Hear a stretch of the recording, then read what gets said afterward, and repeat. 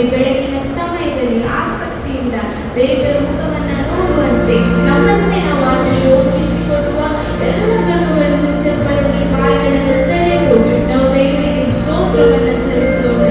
Thank you Jesus. ಅಪ್ಪನಿಗೆ ಸ್ತೋತ್ರ. ಓರಿ ಬಾಬಾ ಶಂಕರ ಬಸ್ಸಿ ಅಂತ ಯೇಸುವ ನಾವು ನಿನಗೆ ಸ್ತೋತ್ರವನ್ನು ಸಲ್ಲಿಸುತ್ತೇವೆ.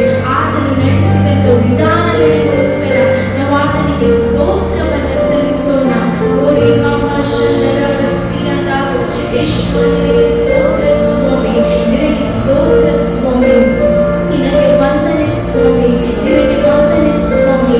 ನೀನು ಮಾಡಿದಂಥ ಎಲ್ಲ ಉಪಕಾರಗಳಿಗೋಸ್ಕರ ನಾವು ನಿನಗೆ ಸ್ತೋತ್ರವನ್ನು ಸಲ್ಲಿಸ್ತೇವೆ ಸ್ವಾಮಿ. ನೀವು ನಮ್ಮ ಜೀವಿತದಲ್ಲಿ ಮಾಡಿದಂಥ ಎಲ್ಲ ಮಹತ್ಕಾರ್ಯಗಳಿಗೋಸ್ಕರ, ಎಲ್ಲ ಅದ್ಭುತ ಕ್ರಿಯೆಗಳಿಗೋಸ್ಕರ, ಎಲ್ಲ ಆಶೀರ್ವಾದಗಳಿಗೋಸ್ಕರ ಈ ಮುಂಜಾನೆ ಸಮಯದಲ್ಲಿ ನಿನ್ನ ಪಾದ ಸನ್ನಿಧಿಗೆ ಬಂದು ನಾವು ನಿನಗೆ ಕೃತಜ್ಞತೆಯನ್ನು ಸಲ್ಲಿಸುತ್ತೇವೆ ಸ್ವಾಮಿ. ನಮ್ಮ ಜೀವಿತವನ್ನೇ ನಿನಗೆ ಒಪ್ಪಿಸಿಕೊಡುತ್ತೇವೆ ಅಪ್ಪ. ತಂದೆಯು ಮೆಚ್ಚುವಂತಹ ಆರಾಧನೆಯನ್ನು ಕೊಡ್ಲಿಕ್ಕೆ ನಮ್ಮನ್ನೇ ನಾವು ಸಿದ್ಧಗೊಳಿಸೋಣ, ನಮ್ಮನ್ನೇ ನಾವು ಸಿದ್ಧಗೊಳಿಸೋಣ. ನಮ್ಮ ಪ್ರಾಣ, ಆತ್ಮ, ಶರೀರ ಎಲ್ಲವನ್ನ ದೇವರಿಗೆ ನಾವು ಒಪ್ಪಿಸಿಕೊಡೋಣ. ಓರಿ ಭಾಷಣ ಬಸ್ಸಿ ಅಂತ ಓ ಯೇಸುವೆ, ಓರಿ ಪಾದರಗಳ ಬಸ್ಸಿ ಅಂತ ದಾವಿದ ಹೇಳಿದಾಗ ಹೇಳೋಣ, ದೇವರೇ ನಿನ್ನ ಕೃಪೆ ನನಗೆ ಪ್ರಕಟವಾಗಲಿಯಪ್ಪ, ನಿನ್ನ ಕೃಪೆ ನನಗೆ ಪ್ರಕಟವಾಗಲಿಯಪ್ಪ.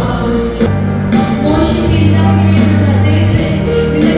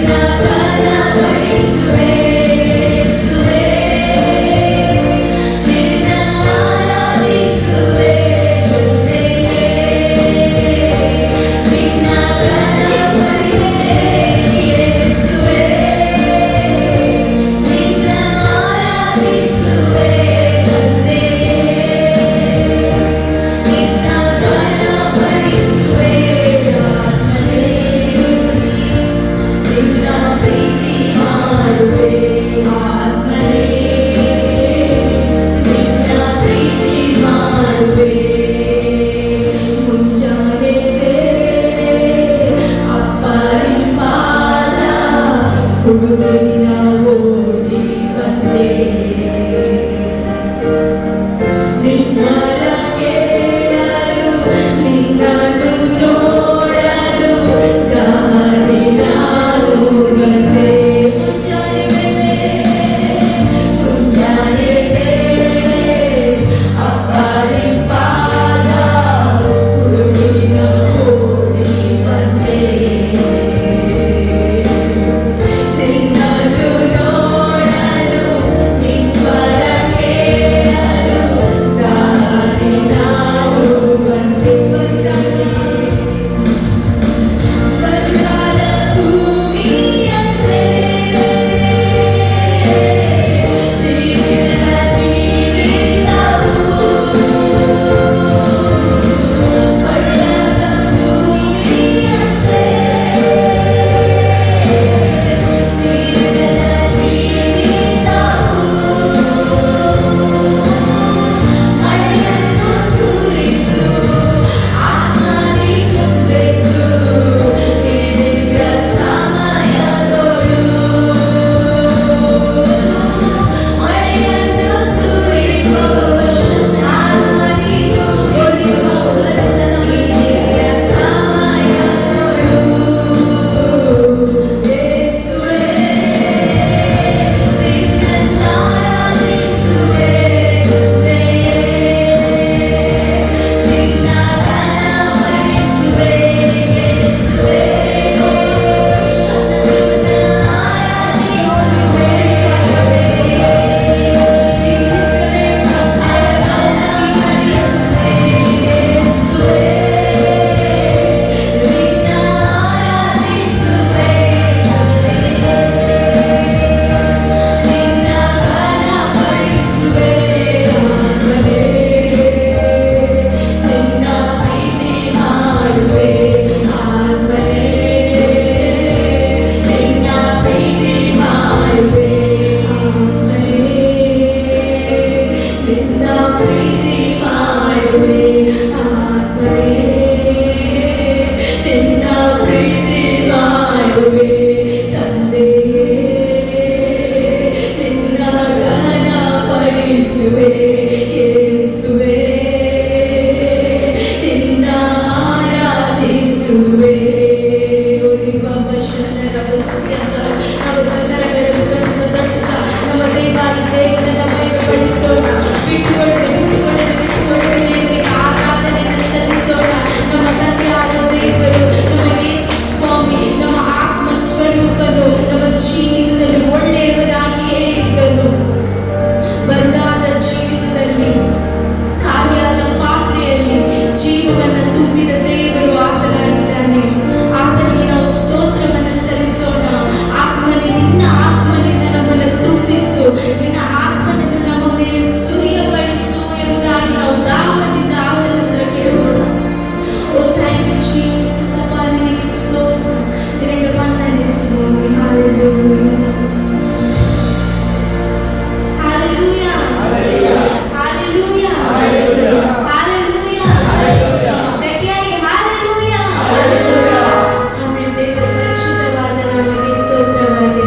ಎಷ್ಟು ಮಂದಿ ಹೇಳ್ತೀರಾ ನಾನು ಎಲ್ಲಿ ಹೋಗ್ತೇನೋ ಅಲ್ಲಿ ನಾನು ಆಶೀರ್ವಾದವಾಗಿರ್ತೇನೆ ಎಷ್ಟು ಮಂದಿ ನಿಜವಾಗಿ ಹೇಳಲಿಕ್ಕೆ ಸಾಧ್ಯ ನಾನು ಹೋದ ಕಡೆಯೆಲ್ಲ ನಾನು ಆಶೀರ್ವಾದವಾಗಿದ್ದೇನೆ ಪಕ್ಕದವರಿಗೆ ಕೈ ಕೊಟ್ಟು ಹೇಳ್ರಿ ಯು ಆರ್ ಬ್ಲೆಸ್ಡ್ ಎಂಬುದಾಗಿ ಯು ಆರ್ ಬ್ಲೆಸ್ಡ್ ಎಂಬುದಾಗಿ ನಿಜವಾಗಿ ನಾವು ಆಶೀರ್ವಾದವಾಗಿಸಲ್ಪಟ್ಟವರಾಗಿದ್ದೇವೆ ದೇವರ ವಾಕ್ಯ ಇರ್ತದೆ ದೇವರ ಕೃಪೆ ನಮ್ಮ ಮೇಲೆ ದಿನ ದಿನವೂ ಹೊಸದಾಗಿ ಬರುತ್ತದೆ ಎಂಬುದಾಗಿ ನಾವು ಉಳಿದಿರುವುದು ದೇವರ ಕರುಣೆಯಿಂದ ಇವತ್ತೆಷ್ಟು ಮಂದಿ ಇರ್ತೀವಿ ನಾವು ಉಳಿದಿರುವುದು ದೇವರ ಕರುಣೆಯಿಂದಲೇ ಆಗಿದೆ ಇವತ್ತು ನಾವು ಇಲ್ಲಿ ನಿಂತಿರುವುದೇ ದೇವರ ಕೃಪೆಯಾಗಿದೆ ಆ ಶಕ್ತವಾದ ಕೃಪೆ ನಮ್ಮನ್ನು ನಡೆಸುವಂತದಾಗಿದೆ ಆ ಶಕ್ತವಾದ ಕೃಪೆ ನಮ್ಮನ್ನು ಕಾಯುವಂತದಾಗಿದೆ ಆ ಶಕ್ತವಾದ ಕೃಪೆ ನಮ್ಮನ್ನು ಆಪತ್ಕಾಲದಲ್ಲಿ ರಕ್ಷಿಸುವಂತದಾಗಿದೆ ಆ ಶಕ್ತವಾದ ಕೃಪೆ ನಮ್ಮನ್ನು ಶೋಧನೆಯಿಂದ ತಪ್ಪಿಸುವಂತದಾಗಿದೆ ಆ ಶಕ್ತವಾದ ಕೃಪೆಯನ್ನು ನೆನೆಸಿ ನಾವು ಇವತ್ತು ಮುಂಜಾನೆ ಸಮಯದೆಲ್ಲರೂ ದೇವರಿಗೆ ಸ್ತೋತ್ರವನ್ನು ಸಲ್ಲಿಸೋಣ ಶಕ್ತ ಕೃಪೆ ಒಳ್ಳೆ ಕೃಪೆ ಎಂಬುದಾಗಿ ಹಾಡುತ್ತಾ ನಮ್ಮ ದೇವರನ್ನು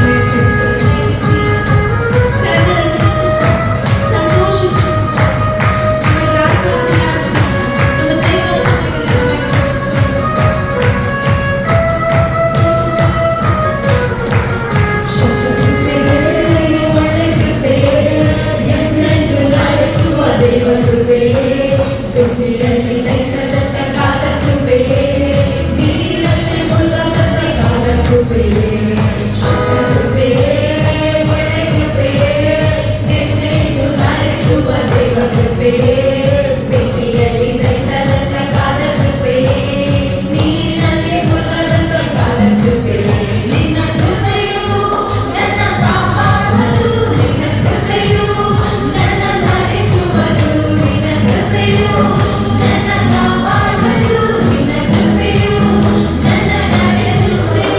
ಹಲ್ಲೆಲೂಯಾ, ಹಲ್ಲೆಲೂಯಾ, ಹಲ್ಲೆಲೂಯಾ.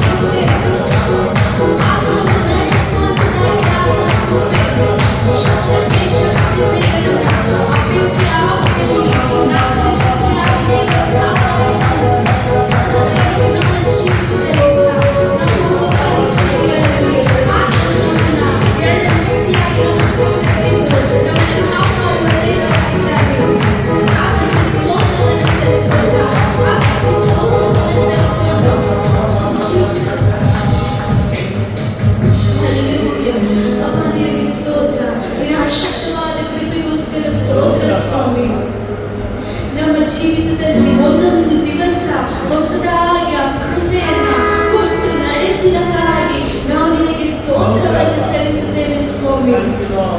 ಇದುವರೆಗೆ ನೀನು ನಮ್ಮನ್ನು ಅದ್ಭುತ ರೀತಿಯಾಗಿ ನಡೆಸಿದಕ್ಕಾಗಿ ನಾವು ನಿನಗೆ ಸ್ತೋತ್ರವನ್ನು ಸಲ್ಲಿಸುತ್ತೇವೆ ಸ್ವಾಮಿ. ನಾವು ನಿನ್ನ ಜೀವಿತವನ್ನು ನೋಡುವುದಾದರೆ ನೀನು ಒಳ್ಳೆಯ ಸಮರನಾಗಿದ್ದುಕೊಂಡು ನಮ್ಮನ್ನು ಆಶೀರ್ವದಿಸುತ್ತಲೇ ಬಂದಿದ್ದೆ ಅಪ್ಪ. ಅದಕ್ಕೆ ನಾವು ನಿನಗೆ ಸ್ತೋತ್ರವನ್ನು ಸಲ್ಲಿಸುತ್ತೇವೆ ಸ್ವಾಮಿ. ನಾವು ಉಳಿದಿರುವ ದಿವಸವೆಲ್ಲ ನಿನ್ನನ್ನೇ ಹಾಡಿ ಕೊಂಡಾಡುವಂತೆ ನಮ್ಮನ್ನು ಬಲಪಡಿಸು ಸ್ವಾಮಿ. Thank you Jesus. ಆತನು ನಮ್ಮ ಉಸಿರಾದ ದೇವರಾಗಿದ್ದಾನೆ.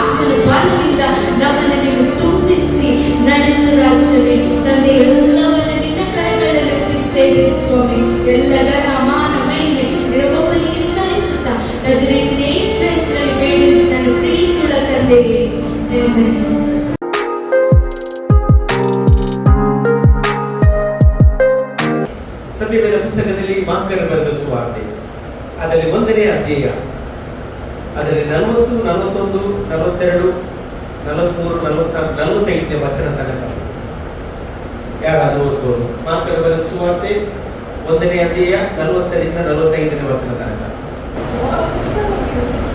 ಒಬ್ಬ ಕುಷ್ಠರೋಗಿಯು ಯೇಸುವಿನ ಬಳಿಗೆ ಬಂದು ಆತನ ಮುಂದೆ ಮೊಣಕಾಲೂರಿಕೊಂಡು, ನಿನಗೆ ಮನಸ್ಸಿದ್ದರೆ ನನ್ನನ್ನು ಶುದ್ಧ ಮಾಡಬಲ್ಲೆ ಎಂದು ಬೇಡಿಕೊಳ್ಳಲು ಆತನು ಕನಿಕರಪಟ್ಟು ಕೈ ನೀಡಿ ಅವನನ್ನು ಮುಟ್ಟಿ, ನನಗೆ ಮನಸ್ಸುಂಟು, ಶುದ್ಧವಾಗುವಂದನು. ಕೂಡಲೇ ಅವನ ಕುಷ್ಠ ಹೋಗಿ ಅವನು ಶುದ್ಧನಾದನು. ಆಗ ಯೇಸು ಅವನಿಗೆ, ಯಾರಿಗೂ ಏನು ಹೇಳಬೇಡ ನೋಡು, ಆದರೆ ಹೋಗಿ ಯಾಜಕನಿಗೆ ನಿನ್ನ ಮೈ ತೋರಿಸಿ ಮೋಶೆಯು ನೇಮಕ ಮಾಡಿರುವುದನ್ನು ಅರ್ಪಿಸಿ ನಿನ್ನ ಶುದ್ಧಾಚಾರವನ್ನು ನೆರವೇರಿಸು, ಅದು ಜನರಿಗೆ ಸಾಕ್ಷಿಯಾಗಲಿ ಎಂದು ಖಂಡಿತವಾಗಿ ಹೇಳಿ ಅವನನ್ನು ಕಳಿಸಿಬಿಟ್ಟನು. ಆದರೆ ಅವನು ಹೊರಟು ಹೋಗಿ ಆ ಸಂಗತಿಯನ್ನು ಬಹಳವಾಗಿ ಸಾರಿ ಹಬ್ಬಿಸಿದ್ದರಿಂದ ಯೇಸು ಬಹಿರಂಗವಾಗಿ ಇನ್ನು ಯಾವ ಊರೊಳಗೆ ಹೋಗಲಾರದೆ ಹೊರಗೆ ಅಡವಿಯ ಸ್ಥಳಗಳಲ್ಲಿ ಇದ್ದನು. ಮತ್ತು ಜನರು 4 ಕಡೆಯಿಂದಲೂ ಆತನ ಬಳಿಗೆ ಬರುತ್ತಿದ್ದರು ಎಂಬುದಾಗಿ. ಹಲ್ಲೆಲೂಯಾ. ಈ ಒಂದು ವಾಕ್ಯವನ್ನು ನಾವು ಅನೇಕ ಸಾರಿ ಕೇಳಿದ್ದೇವೆ, ಪ್ರಸಂಗ ಕೇಳಿದ್ದೇವೆ. ನಾನು ಈ ವಾಕ್ಯವನ್ನು ಆಧಾರವಾಗಿ ಇಟ್ಕೊಂಡು ಸ್ವಲ್ಪ ಸಮಯ ನಾವು ನಿಮ್ಮೊಂದಿಗೆ ಮಾತನಾಡಲಿಕ್ಕೆ ಇಷ್ಟಪಡುತ್ತೇನೆ. ಪ್ರಾರ್ಥನಾ ಪೂರ್ವಕವಾಗಿ ಈ ವಾಕ್ಯವನ್ನು ನಾವು ಧ್ಯಾನ ಮಾಡುವ. ಇಲ್ಲಿ ನಾವು ನೋಡುವ ವಿಷಯ ಏನಂತ ಹೇಳಿದ್ರೆ, ಯೇಸು ಸ್ವಾಮಿಯ ಬಗ್ಗೆ, ಯೇಸು ಮಾಡಿದ ಅದ್ಭುತ ಕಾರ್ಯಗಳ ಬಗ್ಗೆ ಇಲ್ಲಿ ವರ್ಣಿಸ್ತಾ ಉಂಟು. ಮಾರ್ಕನು ತನ್ನ ಸುವಾರ್ತೆಯ ಪುಸ್ತಕದಲ್ಲಿ ಅವನು ಯೇಸು ಸ್ವಾಮಿಯ ಬಗ್ಗೆ ಅವನು ಏನ್ ಮಾಡ್ತಾನೆ, ಬರೆಯುತ್ತಾ ಇದ್ದಾನೆ. ಯೇಸು ಪರಲೋಕದ ಸೇವೆ ಮಾತ್ರ ಮಾಡಿದಲ್ಲ, ಯೇಸು ಸ್ವಾಮಿ ಜನರೊಂದಿಗೆ ಒಂದು ನಿಕಟವಾದ ಒಂದು ಸಂಪರ್ಕ ಇಟ್ಟುಕೊಂಡಿದ್ದಾರೆ. ಯೇಸು ಸ್ವಾಮಿ ಅವನನ್ನು ದೇವರ ರಾಜ್ಯವನ್ನು ಕಟ್ಟಲಿಕ್ಕೆ, ದೇವರ ಚಿತ್ತವನ್ನು ನೆರವೇರಿಸಲಿಕ್ಕೆ, ಅದೇ ರೀತಿ ಯೇಸು ಸ್ವಾಮಿ ಈ ಭೂಮಿಯಲ್ಲಿ ಒಂದು ಜನರೊಂದಿಗೆ ಏನಿಟ್ಟಿದ್ದಾರೆ, ಒಂದು ಸಂಪರ್ಕ, ಒಂದು ಕನೆಕ್ಷನ್ ಯೇಸು ಸ್ವಾಮಿ ಇಟ್ಟುಕೊಂಡಿರುವುದನ್ನು ಈ ವಾಕ್ಯದಲ್ಲಿ ನಾವು ಕಾಣಲಿಕ್ಕೆ ಸಾಧ್ಯವಾಗುತ್ತದೆ. ಹಾಗಾದ್ರೆ ಯೇಸು ಸ್ವಾಮಿ ಈ ಭೂಮಿಗೆ ಯಾಕೆ ಬಂದರು? ಯೇಸು ಸ್ವಾಮಿ ಈ ಭೂಮಿಗೆ ಬಂದ ಉದ್ದೇಶ ಏನು ಎಂಬುದಾಗಿ ನಾವು ನೋಡುವುದಾದ್ರೆ, ಲೂಕನ ಬರೆದ ಸುವಾರ್ತೆ 19ನೇ ಅಧ್ಯಾಯ ಅದರಲ್ಲಿ 10ನೇ ವಾಕ್ಯದಲ್ಲಿ ನಾವು ಗಮನಿಸುವುದಾದ್ರೆ, ಲೂಕನ ಬರೆದ ಸುವಾರ್ತೆ 19ನೇ ಅಧ್ಯಾಯ 10ನೇ ವಾಕ್ಯದಲ್ಲಿ ಯೇಸು ಈ ಭೂಮಿಗೆ ಯಾಕೆ ಬಂದನು ಎಂಬುದಾಗಿ ಅಲ್ಲಿ ಬರೆಯಲ್ಪಟ್ಟಿದೆ. ಯಾರಾದ್ರೂ ಓದಬಹುದು ನೋಡಿ. ಮನುಷ್ಯ ಕುಮಾರನು ಕೆಟ್ಟು ಹೋಗಿರುವುದನ್ನು ಹುಡುಕಿ ರಕ್ಷಿಸುವುದಕ್ಕೆ ಬಂದರು. ಹಾಗಾದ್ರೆ ಯೇಸು ಬಂದ ವಿಷಯ ಏನಂತ ಹೇಳಿದ್ರೆ, ಕೆಟ್ಟು ಹೋದ ಮನುಷ್ಯರನ್ನು ಹುಡುಕಿ ರಕ್ಷಿಸಲಿಕ್ಕೆ ಬಂದರು. ನಾವು ಕೆಟ್ಟು ಹೋದವರಾಗಿದ್ದೆವು, ನಮ್ಮನ್ನು ಹುಡುಕಿ ಬಂದರು. ಅಲ್ಲಿ ನಮ್ಮ ಜೀವಿತವನ್ನು ಮಾರ್ಪಾಡು ಮಾಡಲಿಕ್ಕೆ ಬಂದರು, ನಮ್ಮ ಜೀವಿತದಲ್ಲಿ ನಿತ್ಯ ಜೀವ ಕೊಡ್ಲಿಕ್ಕೆ ಆತನು ಬಂದರು. ಇವತ್ತು ನಾವು ಸಂತೋಷ ಪಡುವ, ಯೇಸು ನನಗೋಸ್ಕರ ನನ್ನ ಜೀವಿತದಲ್ಲಿ ಒಂದು ರೂಪಾಂತರದಲ್ಲಿಗೆ ಈ ಭೂಮಿಯ ಮೇಲೆ ಬಂದರೆ ಎಂಬುದಾಗಿ ಎಷ್ಟು ಜನ ಇವತ್ತು ನಂಬುತ್ತಾ ಇದ್ದಾರೆ. ಇನ್ನೊಂದು ನೋಡಿ, ಯಾಕೆ ಬಂದರು? ಮಾರ್ಕನ ಬರೆದ ಸುವಾರ್ತೆ 10ನೇ ಅಧ್ಯಾಯ 45ನೇ ವಾಕ್ಯವನ್ನು ಓದುವುದಾದ್ರೆ, ಅಲ್ಲಿ ಯೇಸು ಸ್ವಾಮಿ ಈ ಭೂಮಿಗೆ ಯಾಕೆ ಬಂದನು ಎಂಬುದಾಗಿ ಮಾರ್ಕನು ಸ್ಪಷ್ಟವಾಗಿ ಬರೆಯುತ್ತಿದ್ದಾನೆ. ನೋಡಿ, ಅವರಲ್ಲಿ ಬರೆಯಲ್ಪಟ್ಟಿದೆ, ಮನುಷ್ಯ ಕುಮಾರನು ಸೇವೆ ಮಾಡಿಸಿಕೊಳ್ಳುವುದಕ್ಕೆ ಬರಲಿಲ್ಲ. ನೋಡಿ, ಸೇವೆ ಮಾಡುವುದಕ್ಕೂ ಏನಂತೆ, ಅನೇಕರನ್ನು ಬಿಡಿಸಿಕೊಳ್ಳುವುದಕ್ಕಾಗಿ, ತನ್ನ ಪ್ರಾಣವನ್ನು ಈಡು ಕೊಡುವುದಕ್ಕೋಸ್ಕರ ಆತನು ಬಂದನು ಎಂಬುದಾಗಿ. ಹಾಗಾದ್ರೆ ಯೇಸು ಬಂದ ಉದ್ದೇಶ ಏನು ಗೊತ್ತಿಲ್ಲ, ತನ್ನ ಪ್ರಾಣವನ್ನು ಕೊಡ್ಲಿಕ್ಕೆ, ಅಲ್ಲಿ ಸೇವೆ ಮಾಡಿಸ್ಲಿಕ್ಕಲ್ಲ, ಸೇವೆ ಮಾಡಲಿಕ್ಕೆ. ಮಾರ್ಕನು ಸ್ಪಷ್ಟವಾಗಿ ಯೇಸುವಿನ ಸೇವೆಯಲ್ಲಿ ಬರೀತಾ ಇದ್ದಾನೆ. ಹಾಗಾದ್ರೆ ಒಂದು ವಿಷಯ ತಿಳಿದುಕೊಳ್ಬೇಕು. ಇವತ್ತು ನಾವೆಲ್ಲರೂ ಕೇಳ್ತೇವೆ ಜನರ ಹತ್ರ, ನೀನು ಹುಟ್ಟಿದೆ ಯಾಕೆ ಅಂತ ಕೇಳಿದ್ರೆ ಅವ್ರು ಹೇಳ್ತಾರೆ, ಒಂದೊಂದು ಹೇಳ್ತಾರೆ, ನಾನು ಆ ರೀತಿ ಮಾಡ್ಲಿಕ್ಕೆ ಹುಟ್ಟಿದ್ದೇನೆ, ದೇವರ ಕಾರ್ಯಗಳನ್ನು ಆ ರೀತಿ ಮಾಡ್ಲಿಕ್ಕೆ ಹುಟ್ಟಿದ್ದೇನೆ. ಒಂದು ಇದ್ದೇನೆ, ನಾನು ಡಾಕ್ಟರ್ ಆಗ್ತೇನೆ, ನಾನು ಹಾಗೆ ಮಾಡ್ತೇನೆ, ಹೀಗೆ ಮಾಡ್ತೇನೆ, ಎಲ್ಲ ಹುಟ್ಟಿದ ಉದ್ದೇಶ ಇರ್ತಾರೆ. ಆದ್ರೆ ಯೇಸು ಸ್ವಾಮಿ ಹುಟ್ಟಿ ಬಂದ ಉದ್ದೇಶ ಏನಂತ ಹೇಳಿದ್ರೆ ತನ್ನ ಪ್ರಾಣವನ್ನು ಕೊಡ್ಲಿಕ್ಕೆ. ಅದಕ್ಕೆ ದೇವರ ವಾಕ್ಯ, ದೇವರ ಲೋಕದ ಮೇಲೆ ಎಷ್ಟೋ ಪ್ರೀತಿಯನ್ನಿಟ್ಟು ತನ್ನ ಒಬ್ಬನೇ ಮಗನನ್ನು ಏನ್ ಮಾಡಿದ, ಕೊಟ್ಟ ಎಂಬುದಾಗಿ. ಹಾಗಾದ್ರೆ ಪ್ರಾಣ ಕೊಡ್ಲಿಕ್ಕೋಸ್ಕರ, ಯೇಸು ತನ್ನ ಜನರ ಬಿಡುಗಡೆಗೋಸ್ಕರ ಯೇಸು ಸ್ವಾಮಿ ಈ ಭೂಮಿಯಲ್ಲಿ ಆತನು ಬಂದನು ಎಂಬುದಾಗಿ ನಾವು ನೋಡ್ಲಿಕ್ಕೆ ಸಾಧ್ಯ. ನಾವು ನೋಡ್ತೇವೆ ಸತ್ಯವೇದದಲ್ಲಿ ಯಾರೆಲ್ಲ ಯೇಸು ಸ್ವಾಮಿಯ ಬಳಿಗೆ ಓಡಿ ಬರ್ತಾರೆ ಅವರು ಸೌಖ್ಯ ಹೊಂದಿದ್ದಾರೆ, ಅವರು ಬಿಡುಗಡೆ ಹೊಂದಿದ್ದಾರೆ ಎಂಬುದಾಗಿ ಸತ್ಯವೇದ ಸ್ಪಷ್ಟವಾಗಿ ಹೇಳ್ತಾ ಉಂಟು. ಇಲ್ಲಿ ನೋಡಿ, ಮಾರ್ಕನು ಆ ಯೇಸು ಸ್ವಾಮಿಯ ಬಗ್ಗೆ ಅವನು ಮಾರ್ಕನ ಬರೆಸುವ 1ನೇ ಅಧ್ಯಾಯದಲ್ಲಿ ನಾವು ಗಮನಿಸುವುದಾದ್ರೆ 11ನೇ ವಾಕ್ಯದಿಂದ ನಾವು ಗಮನಿಸುವುದಾದ್ರೆ ಅಲ್ಲಿ ಯೇಸು ಸ್ವಾಮಿ ದೀಕ್ಷಾಸ್ಥಾನ ತೆಗೆದುಕೊಂಡ ನಂತರ ಅವ್ರು ಏನ್ ಮಾಡ್ತಾರೆ, ದೇವರಾತ್ಮ ಪ್ರೇರಿತರಾಗಿ ಅಡವಿಗೆ ಹೋಗ್ತಾರೆ. ಅಂದ್ರೆ ಯೇಸು ಸ್ವಾಮಿ ಶೋಧನೆಯ ಸಮಯ 40 ದಿವಸ ಸೈತಾನನಿಂದ ಶೋಧಿಸಲ್ಪಟ್ಟ ನಂತರ ಅಲ್ಲಿ ಬೈಬಲ್ ಇರ್ತದೆ ದೇವದೂತರು ಅವನಿಗೆ ಉಪಚಾರ ಮಾಡಿದ್ರಂತೆ. ಅಲ್ಲಿಂದ ಯೇಸು ಸ್ವಾಮಿಯ ಸೇವೆ ಪ್ರಾರಂಭವಾಗ್ತದೆ. ಕಾಲ ಪರಿಪೂರ್ಣವಾಯಿತು, ದೇವರ ರಾಜ್ಯವು ಸಮೀಪಿಸಿತು, ದೇವರ ಕಡೆಗೆ ತಿರುಗಿಕೊಂಡು ಸುವಾರ್ತೆಯನ್ನು ನಂಬಿರಿ ಎಂದು ಯೇಸು ಸ್ವಾಮಿ ಏನ್ ಮಾಡಿದ, ಸುವಾರ್ತೆಯನ್ನು ಸಾರಲಿಕ್ಕೆ ಪ್ರಾರಂಭ ಮಾಡಿದಂತ ಆ ಮಾರ್ಕರು 1ನೇ ಅಧ್ಯಾಯದಲ್ಲಿ ಅವರು ಅದನ್ನು ವರ್ಣಿಸ್ತಾ ಇದ್ದಾರೆ. ನಂತರ ನಾವು ನೋಡ್ತೇವೆ ಮಾರ್ಕನು ಬರೆಸುವ 1ನೇ ಅಧ್ಯಾಯ 16ನೇ ವಾಕ್ಯದಲ್ಲಿ ಬರುವಾಗ ಯೇಸು ಶಿಷ್ಯರನ್ನು ಮಾಡ್ತಾ ಇದ್ದಾರೆ, ತನಗೋಸ್ಕರ ಶಿಷ್ಯರನ್ನು ಮಾಡ್ತಾ ಇದ್ದಾರೆ. ಹೀಗೆ ಅವರು ಏನ್ ಮಾಡ್ತಾರೆ ಅಂತ ಹೇಳಿದ್ರೆ, ಅವರು ಶಿಷ್ಯರನ್ನಾಗಿ ಮಾಡಿದ ನಂತರ 21ನೇ ವಾಕ್ಯಕ್ಕೆ ನೀವು ಹೋಗುವಾಗ ಅಲ್ಲಿ ನಾವು ನೋಡ್ತೇವೆ ಯೇಸು ಕಪೆರ್ನೌಮ್ ಎಂಬ ಊರಿಗೆ ಸೇರಿದ್ದಾರೆ ಎಂಬುದಾಗಿ. ಅಂದ್ರೆ ಯೇಸು ಸ್ವಾಮಿಯ ಜೀವಿತದಲ್ಲಿ ಸೇವೆ ಏನಾಗಿದ್ದು, ಪ್ರಯಾಣ ಮಾಡ್ತಾ ಹೋದ, ಒಂದು ಕಡೆಯಿಂದ ಒಂದು ಕಡೆಗೆ ಹೋಗ್ತಾ ಇದ್ದಾರೆ. ಇಲ್ಲಿ ನೋಡಿ ಅವರು ಕಪೆರ್ನೌಮಕ್ಕೆ ಬರ್ತಾರೆ. ಕಪೆರ್ನೌಮಕ್ಕೆ ಬರುವಾಗ ಅಲ್ಲಿ ಬೈಬಲ್ ಇರ್ತದೆ ಒಂದು ಸಭಾ ಮಂದಿರಕ್ಕೆ ಹೋಗಿ ಉಪದೇಶ ಮಾಡ್ತಾ ಇರುತ್ತೆ. ಅಂದ್ರೆ ಸಭಾ ಮಂದಿರದಲ್ಲಿ ಯೇಸುವೆ ದೇವರ ವಾಕ್ಯವನ್ನು ಹೇಳ್ತಾ ಇದ್ದಾರೆ. ಆಗ ಅಲ್ಲಿದ್ದ ಜನರು ಆ ಉಪದೇಶವನ್ನು ನೋಡಿ ಏನ್ ಮಾಡ್ತಾರೆ ಅಂತ ಹೇಳಿದ್ರೆ ಆಶ್ಚರ್ಯ ಪಡ್ತಾರೆ.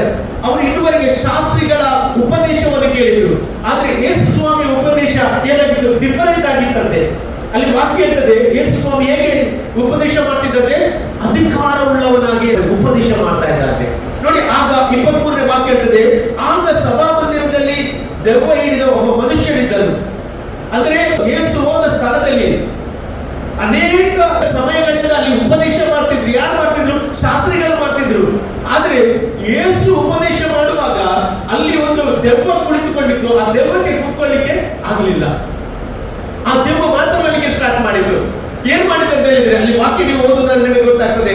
ನಜರೇತಿನ ಯೇಸುವೇ, ನಮ್ಮ ಗೊಡವೆ ನಿನಗೇಕೆ, ನಮ್ಮನ್ನು ನಾಶ ಮಾಡಲಿಕ್ಕೆ ಬಂದೀಯ, ನೀನನ್ನು ಬಲ್ಲೆನು, ನೀನು ದೇವರು ಪ್ರತಿಷ್ಠಿತವನೇ ಎಂದು ಕೂಗಿ ಹೇಳಿಕೆ ಎಂಬುದಾಗಿ ಅಲ್ಲಿ ವಾಕ್ಯ ಇರ್ತದೆ. ನಂತರ ಯೇಸು ಸುಮ್ಮನಿರು, ಇವರನ್ನು ಬಿಟ್ಟು ಹೋಗಿ ಎನ್ನಲಾಗಿ ಆ ದೆವ್ವವು ಅವನನ್ನು ಏನ್ ಮಾಡಿದ್ರು, ಒದ್ದಾಡಿಸಿ ಅಪ್ಪರಿಸಿ ಕೂಗಿ ಬಿಟ್ಟು ಹೋಗಿದೆ ಎಂಬುದಾಗಿ ಅಲ್ಲಿ ವಾಕ್ಯ ಇರ್ತದೆ. ಅಂದ್ರೆ ಒಂದು ದೆವ್ವದಿಂದ, ದೆವ್ವದ ಉಪದ್ರದಿಂದ ಒಬ್ಬ ವ್ಯಕ್ತಿಯನ್ನು ದೇವರು ಏನ್ ಮಾಡ್ತಾರೆ, ಬಿಡುಗಡೆ ಮಾಡ್ತಾ ಇದ್ದಾನೆ. ಯೇಸು ಸ್ವಾಮಿಯ ಸೇವೆಯ ಬಗ್ಗೆ ನಾನು ಹೇಳಿಕ್ಕೆ ಇಷ್ಟಪಡ್ತೇನೆ. ಇಲ್ಲಿ ನೋಡಿ ಕಪೆರ್ನೌಮಕ್ಕೆ ಬರ್ತಾ ಇದ್ದಾರೆ. ಕಪೆರ್ನೌಮಕ್ಕೆ ಬಂದ ನಂತರ ನೀವು ನೋಡಿ ಆ 29ನೇ ವಾಕ್ಯಕ್ಕೆ ಹೋಗುವುದಾದ್ರೆ ಅಲ್ಲಿ ನಾವು ಪೇತ್ರನ ಅತ್ತೆ ಜ್ವರದಲ್ಲಿರ್ತಾಳೆ. ಆ ಜ್ವರದಲ್ಲಿರುವಾಗ ಅವಳಿಗೆ ಏನು ಸೌಖ್ಯವೇ ಆಗಲಿಲ್ಲ. ಅಂತ ಒಂದು ಸಂದರ್ಭದಲ್ಲಿ ಬೈಬಲ್ ಇರ್ತದೆ ಅವರು ಆಕೆಯ ಸಂಗತಿಯನ್ನು ಆತನಿಗೆ ತಿಳಿಸಿದರು. ಯಾರಿಗೆ ತಿಳಿಸಿದ್ರು? ಯೇಸು ಸ್ವಾಮಿಗೆ ತಿಳಿಸಿದ್ರು. ಕೂಡಲೇ ಯೇಸು ಮಾಡಿದೆ ಅಂತ ಹೇಳಿದ್ರೆ ಆಕೆಯ ಕೈಯನ್ನು ಹಿಡಿದು ಎಬ್ಬಿಸಲು ಜ್ವರವು ಆಕೆಯನ್ನು ಬಿಟ್ಟು ಹೋಯಿತು ಎಂಬುದಾಗಿ ಸತ್ಯವೇದ ಹೇಳ್ತಾರೆ. ನೋಡಿ, ಒಂದೊಂದು ಕಾರ್ಯಗಳು ದೇವರಲ್ಲಿ ಮಾಡ್ತಾ ಇದ್ದಾರೆ. ಅದುವರೆಗೆ ಜ್ವರದಿಂದ ಏಳದ ಒಂದು ಪೇತ್ರನ ಅತ್ತೆ ಕ್ಷಣ ಮಾತ್ರದಲ್ಲಿ ದೇವರು ಎಬ್ಬಿಸ್ತಾ ಇದ್ದಾರೆ. ಇವತ್ತು ನಾನು ಹೇಳ ನಿಮ್ಮ ಜೀವಿತದಲ್ಲಿ ಸಹ ಕೆಲವೊಂದು ಕಾರ್ಯ ನಿಮಗೆ ಅಸಾಧ್ಯವಾಗಿರಬಹುದು, ಆದ್ರೆ ನನ್ನ ದೇವರಿಗೆ ಸಾಧ್ಯ. ನನ್ನ ದೇವರಿಗೆ ಸಾಧ್ಯ. ಕೆಲವೊಂದು ವಿಷಯ ನಿಮಗೆ ಕಠಿಣವಾಗಿರಬಹುದು, ದೇವರಿಗೆ ಕಠಿಣ ಅಲ್ಲ. ದೇವರಿಗೆ ಎಲ್ಲವೂ ಸಾಧ್ಯ. ಇವತ್ತು ನಾನು ಹೇಳ್ತೇನೆ, ಇವತ್ತು ನಮ್ಮ ದೇವರನ್ನು ನಾವು ಘನಪಡಿಸುವಾಗ, ನಮ್ಮ ದೇವರನ್ನು ಪೂರ್ಣ ಮನಸ್ಸಿನಿಂದ ಇವತ್ತು ಕೀರ್ತನೆ ಹೇಳಿದಾಗೆ ನಾವು ಆತನನ್ನು ಆರಾಧನೆ ಮಾಡುವಾಗ ದೇವರು ನಮ್ಮ ಜೀವಿತದಲ್ಲಿ ಆತನ ಕಾರ್ಯ ಮಾಡುತ್ತಾರೆ. ನಮಗೆ ಭರವಸೆ ನಮ್ಮ ದೇವರಾಗಿದ್ದಾನೆ, ನಮ್ಮ ಆಶ್ರಯ ದೇವರಾಗಿದ್ದಾನೆ. ನಂತರ ಅಲ್ಲಿ ವಾಕ್ಯ ಇರ್ತದೆ 32ನೇ ವಾಕ್ಯಕ್ಕೆ ಹೋಗುವಾಗ 1:32 ನಾವು ನೋಡ್ತೇವೆ. ಅಲ್ಲಿ ಹೀಗೆ ಬರೆಯಲ್ಪಟ್ಟಿದೆ, ಸಂಜೆಯಾಗಿ ಹೊತ್ತು ಮುಳುಗಿದ ಮೇಲೆ ಜನರು ಮೈಯಲ್ಲಿ ನೆಟ್ಟಗಿಲ್ಲದವರೆಲ್ಲರನ್ನು ದೆವ್ವ ಹಿಡಿದವರನ್ನು ಆತನ ಬಳಿಗೆ ತಂದರೆ ಎಂಬುದಾಗಿ. 34ನೇ ವಚನದಲ್ಲಿ ನಾವು ನೋಡ್ತೇವೆ, ಆಗಲು ತರತರವಾದ ರೋಗಗಳಿಂದ ಮೈಯಲ್ಲಿ ನೆಟ್ಟಗಿಲ್ಲದ ಬಹು ಜನರನ್ನು ವಾಸಿ ಮಾಡಿ ಅನೇಕ ದೆವ್ವಗಳನ್ನು ಬಿಡಿಸಿದನು ಮತ್ತು ತಾನು ಇಂಥವರೆಂದು ಅವುಗಳಿಗೆ ತಿಳಿದಿದ್ದರಿಂದ ಆತನು ಅವುಗಳ ವಿಷಯದಲ್ಲಿ ಮಾತನಾಡಲಿಲ್ಲ. ಹಾಗಾದ್ರೆ ನೋಡಿ, ಯೇಸು ಸ್ವಾಮಿ ಎಷ್ಟೆಲ್ಲ ಒಂದು ಅದ್ಭುತಗಳನ್ನು ಮಾಡುತ್ತಾ ಇದ್ದಾರೆ. ರೋಗ ಸೌಖ್ಯ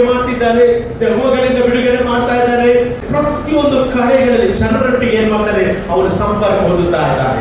ಹೀಗೆ ನಾವು ನೋಡಿದ ನಂತರ 35ನೇ ವಾಕ್ಯದಲ್ಲಿ ನಾವು ನೋಡಿದ ನಂತರ ಇಷ್ಟೆಲ್ಲ ಯೇಸು ಸ್ವಾಮಿ ಕೆಲಸ ಮಾಡ್ತಾ ಇದ್ದಾರೆ.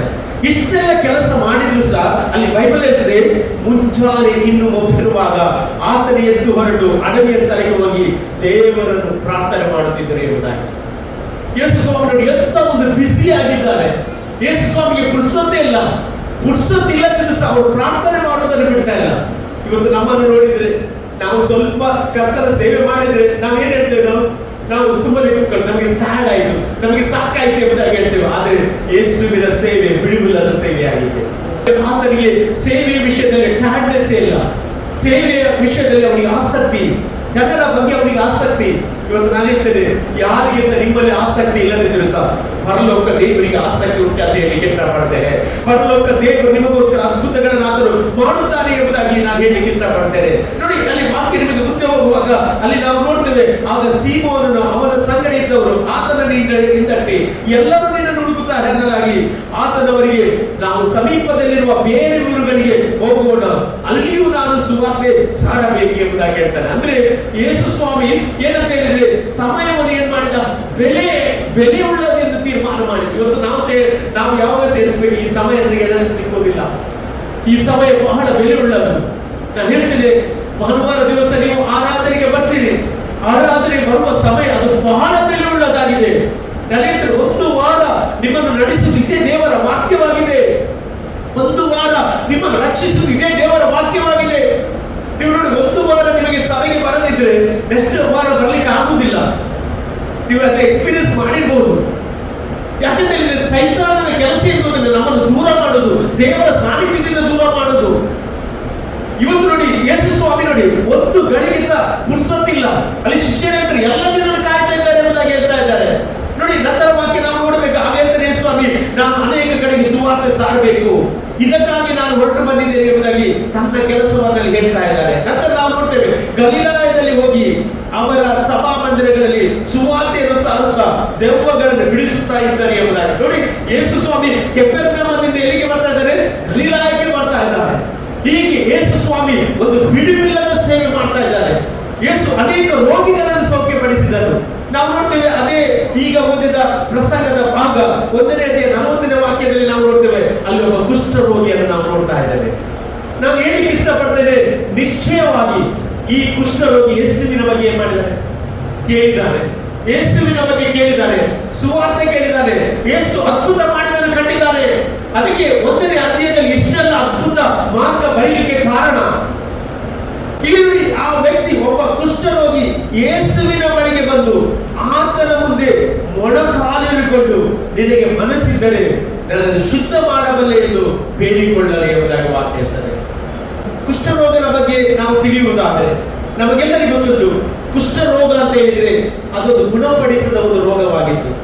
ನೀವು ಕುಷ್ಠರೋಗ ಅಂತ ಏನಂತ ನೀವು ಸರಿಯಾಗಿ ತಿಳಿದುಕೊಳ್ಬೇಕಾದ್ರೆ ನೀವು ಯಾಜಕ ಕಾಂಡ ಪುಸ್ತಕಕ್ಕೆ ಹೋಗ್ಬೇಕು. ಯಾಜಕ ಕಾಂಡ ಪುಸ್ತಕ ಅದರಲ್ಲಿ 13ನೇ ಅಧ್ಯಾಯ 3ನೇ ವಾಕ್ಯವನ್ನು ಯಾರಾದರೂ ಓದಬಹುದು. ಯಾಜಕ ಕಾಂಡ ಪುಸ್ತಕ 13ನೇ ಅಧ್ಯಾಯ 3ನೇ ವಾಕ್ಯ ನಾವು ಓದುವುದಾದ್ರೆ, ಕುಷ್ಠ ರೋಗ ಅಂದರೆ ಏನು ಎಂಬುದಾಗಿ ಅಲ್ಲಿ ನಾವು ದೇವರ ವಾಕ್ಯದ ಮೂಲಕ ತಿಳಿಯಲಿಕ್ಕೆ ಸಾಧ್ಯ. ಯಾಜಕನು ಏನು, ಅವನ ಚರ್ಮದಲ್ಲಿರುವ ಮಚ್ಚೆಯನ್ನು ನೋಡುವಾಗ, ಆ ಮಚ್ಚೆಯಲ್ಲಿರುವ ಬೆಳ್ಳಗಾಗಿ ಹೋಗಿದ್ದರೆ ಮತ್ತು ಆ ಮಚ್ಚೆ ಅದು ಕುಷ್ಠರೋಗ. ಅಂದ್ರೆ ಇಲ್ಲಿ ಬೈಬಲ್ ಸ್ಪಷ್ಟವಾಗಿ ಹೇಳ್ತದೆ, ಚರ್ಮಕ್ಕಿಂತಲೂ ಮಚ್ಚೆ ಹೆಚ್ಚಾಗಿದ್ದರೆ ಅದು ಕುಷ್ಠರೋಗ. ಕುಷ್ಠರೋಗ ಹೇಗೆ ಬರ್ತದೆ ಅಂತ ಹೇಳಿದ್ರೆ, ಫಸ್ಟ್ ಏನ್ ಬರ್ತದೆ, ಜ್ವರ ಬರ್ತದೆ. ಜ್ವರ ಬಂದ ಮೇಲೆ ಮತ್ತೆ ಏನ್ ಮಾಡ್ಲಿಕ್ಕೆ ಸ್ವಲ್ಪ ಇಚ್ಚಿಂಗ್ ಸ್ಟಾರ್ಟ್ ಆಗ್ತದಂತೆ. ಇಚ್ಚಿಂಗ್ ಸ್ಟಾರ್ಟ್ ಆದ್ಮೇಲೆ ದಣಿಕೆಗಳು ಬಿಡ್ತದಂತೆ. ದಣಿಕೆಗಳು ಬಿದ್ದ ಕೂಡಲೇ ಏನಾಗ್ತದೆ, ಅವನಿಗೆ ಟೇಸ್ಟ್ ಎಲ್ಲ ಕಡಿಮೆ ಆಗ್ತದಂತೆ. ಟೇಸ್ಟ್ ಎಲ್ಲ ಕಡಿಮೆ ಆಗ್ತದಂತೆ. ಅಂದ್ರೆ ಅವನ ಜೀವಿತದಲ್ಲಿ ಒಂದೊಂದು ಸಿಂಪ್ಟಮ್. ಮತ್ತೆ ಏನ್ ಮಾಡ್ತದೆ ಅಂತ ಹೇಳಿದ್ರೆ, ಅದು ಮೂಗಿನ ಮೇಲೆ, ಕಣ್ಣಿನ ಮೇಲೆ, ಬಾಯಿಯ ಮೇಲೆ, ಅದು ಇಡೀ ಏನ್ ಮಾಡ್ತದೆ, ಅದು ನಮ್ಮ ಶರೀರವನ್ನು ಆಕ್ರಮಿಸ್ತದೆ. ಅದು ತಿಂತ ಏನ್ ಮಾಡ್ತಾರೆ, ಆ ಬಾಡಿಯನ್ನು ತಿನ್ನುವ ಒಂದು ರೋಗವೇ ಕುಷ್ಠ ರೋಗವಾಗಿದೆ. ಈ ಒಂದು ರೋಗ ಒಬ್ಬನ ಜೀವಿತವನ್ನು ಏನ್ ಮಾಡ್ತದೆ, ಅದು ಹಾಳು ಮಾಡುವಂತದ್ದಾಗಿದೆ. ಕುಷ್ಠರೋಗ ಮತ್ತು ಪಾಪ ಒಂದೇ ಲೆಕ್ಕವಾಗಿದೆ. ಪಾಪ ಸಹಿಗೆ ಪಾಪ ಸ್ವಲ್ಪವಾಗಿ ನಮ್ಮನ್ನು ಎಂಟ್ರು ಮಾಡಿ ಅದು ನಮ್ಮನ್ನು ಇಡೀ ಜೀವಿತವನ್ನು ಏನ್ ಮಾಡ್ತದೆ, ಅದು ಹಾಳು ಮಾಡುವಂತದ್ದಾಗಿದೆ. ಇವತ್ತು ಅನೇಕ ರೋಗದ ಬಗ್ಗೆ ಭಯಪಡ್ತಾ ಇದ್ದಾರೆ. ಆದ್ರೆ ನಾನು ಹೇಳ್ತೇನೆ, ಯೇಸು ಸ್ವಾಮಿಯ ಬಳಿಗೆ ಬರುವಾಗ ನೀವು ಭಯಪಡುವ ಅಗತ್ಯ ಇಲ್ಲ. ಯಾವ ರೋಗವಾಗಲಿ, ಯಾವ ಪರಿಸ್ಥಿತಿಯಾಗಲಿ, ಇದು ನಿಮ್ಮನ್ನು ಆಳ್ವಿಕೆ ಮಾಡಲಿಕ್ಕೆ ಆಗುವುದಿಲ್ಲ. ಯಾಕೆ ಗೊತ್ತುಂಟ? ಎಲ್ಲ ರೋಗಗಳ ಮೇಲೆ ಯೇಸು ಸ್ವಾಮಿ ಜಯ ಹೊಂದಿದ್ದಾರೆ. ಕಲ್ವಾರಿಯ ಕ್ರೂಜೆಯಲ್ಲಿ ಆತನ ಮರಣದ ಮೂಲಕ ಆ ರೋಗ ಶಕ್ತಿಯ ಮೇಲೆ ಯೇಸು ಜಯ ಹೊಂದಿದ್ದಾರೆ. ಯೇಸು ಜಯ ಹೊಂದಿದ್ರೆ ನೀನು ನಂಬುವ, ನಾನು ನೀನು ಜಯವನ್ನು ಹೊಂದುವವರಾಗಿದ್ದೇವೆ. ಇಲ್ಲಿ ನೋಡಿ, ಅಲ್ಲಿ ವಾಕ್ಯ ಸ್ಪಷ್ಟವಾಗಿರ್ತದೆ. ಚರ್ಮಕ್ಕಿಂತಲೂ ಮಚ್ಚೆ ಹೆಚ್ಚಾಗಿದೆ, ಅದೇನಾಗಿದೆ? ಕುಷ್ಠರೋಗ ಎಂಬುದಾಗಿ. ಅಂದ್ರೆ ಮಚ್ಚೆಯನ್ನು ಹಾಗೆ ಬಿಟ್ಟರೆ ಏನ್ ಮಾಡ್ತದೆ? ಅದು ದೇಹವನ್ನು ಏನ್ ಮಾಡ್ತದೆ? ತಿಂದು ಬಿಡ್ತದೆ, ದೇಹವನ್ನು ತಿಂದು ಬಿಡ್ತದೆ. ನೀವು ಯಾಜಕನ ಪುಸ್ತಕ 13ನೇ ಅಧ್ಯಾಯ 7ನೇ ವಾಕ್ಯ ಓದಿಬಿಡಿ.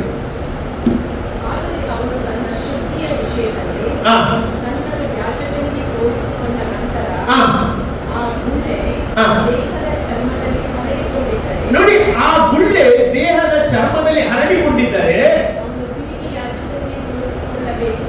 ಅವನು ತಿರುಗಿ ಯಾಜಕನಿಗೆ ಏನಂತೆ ತೋರಿಸಿಕೊಳ್ಬೇಕು. ಹಾಗಾದ್ರೆ ಈ ಒಂದು ಕುಷ್ಠರೋಗ ಏನ್ ಮಾಡ್ತದೆ? ಹರಡುತ್ತದೆ. ನಿಮಗೆ ಗೊತ್ತುಂಟ ದಾವೀದನ ಬಗ್ಗೆ? ನಮಗೆ ಗೊತ್ತುಂಟ ದಾವೀದ ಏನ್ ಮಾಡಿದ ಗೊತ್ತುಂಟ? ದಾವೀದ ಉರಿಯನ ಹೆಂಡತಿಯನ್ನು ಸ್ನಾನ ಮಾಡುವುದನ್ನು ನೋಡಿದ. ಅವನು ಮಾಡಿದ ಕೆಲಸ ಒಂದೇ, ಜಸ್ಟ್ ಅವನು ಏನ್ ಮಾಡಿದ? ನೋಡಿದಷ್ಟೇ. ಈ ಒಂದು ನೋಡಿದ್ರಿಂದ ಅವನಿಗೆ ಗೊತ್ತಿಲ್ಲದೆ ಆ ಪಾಪ ಏನಾಯ್ತು? ಅವನ ಜೀವಿತದಲ್ಲಿ ಅಕ್ರಮ ಮಾಡಲಿಕ್ಕೆ ಸ್ಟಾರ್ಟ್ ಆಯಿತು. ಒಂದು ಕೊಲೆ ಮಾಡಲಿಕ್ಕೆ ಸಹ ಅವನು ಉರಿಯನ್ನು ಏನ್ ಮಾಡ್ತಾನೆ? ಅವರು ಒಂದು ಉಪಾಯವಾಗಿ ಅವನನ್ನು ಕೊಲ್ಲಿಸಿ ಅವನ ಹೆಂಡತಿಯನ್ನು ಏನ್ ಮಾಡ್ತಾರೆ? ಮೋಹಿಸ್ತಾನೆ. ಇದು ಹೀಗೆ ಕುಷ್ಠ ಒಬ್ಬನ ಜೀವಿತದಲ್ಲಿ ಬಂದ್ರೆ ಅದು ಹರಡುವ ಹಾಗೆ, ಪಾಪ ಸಹ ಹಾಗೆ ಒಬ್ಬನ ಜೀವಿತದಲ್ಲಿ ಬರುವಾಗ ಏನಾಗ್ತದೆ? ಆ ಜೀವಿತವನ್ನು ಏನ್ ಮಾಡ್ತದೆ? ಅದು ಹರಡಲಿಕ್ಕೆ ಪ್ರಾರಂಭವಾಗ್ತದೆ. ನೀವು ಯಾಜಕಕಾಂಡ ಪುಸ್ತಕ 13ನೇ ಅಧ್ಯಾಯ 43ನೇ ವಾಕ್ಯ ಓದಿ ನೋಡಿ. ಯಾಜಕಕಾಂಡ 13:43.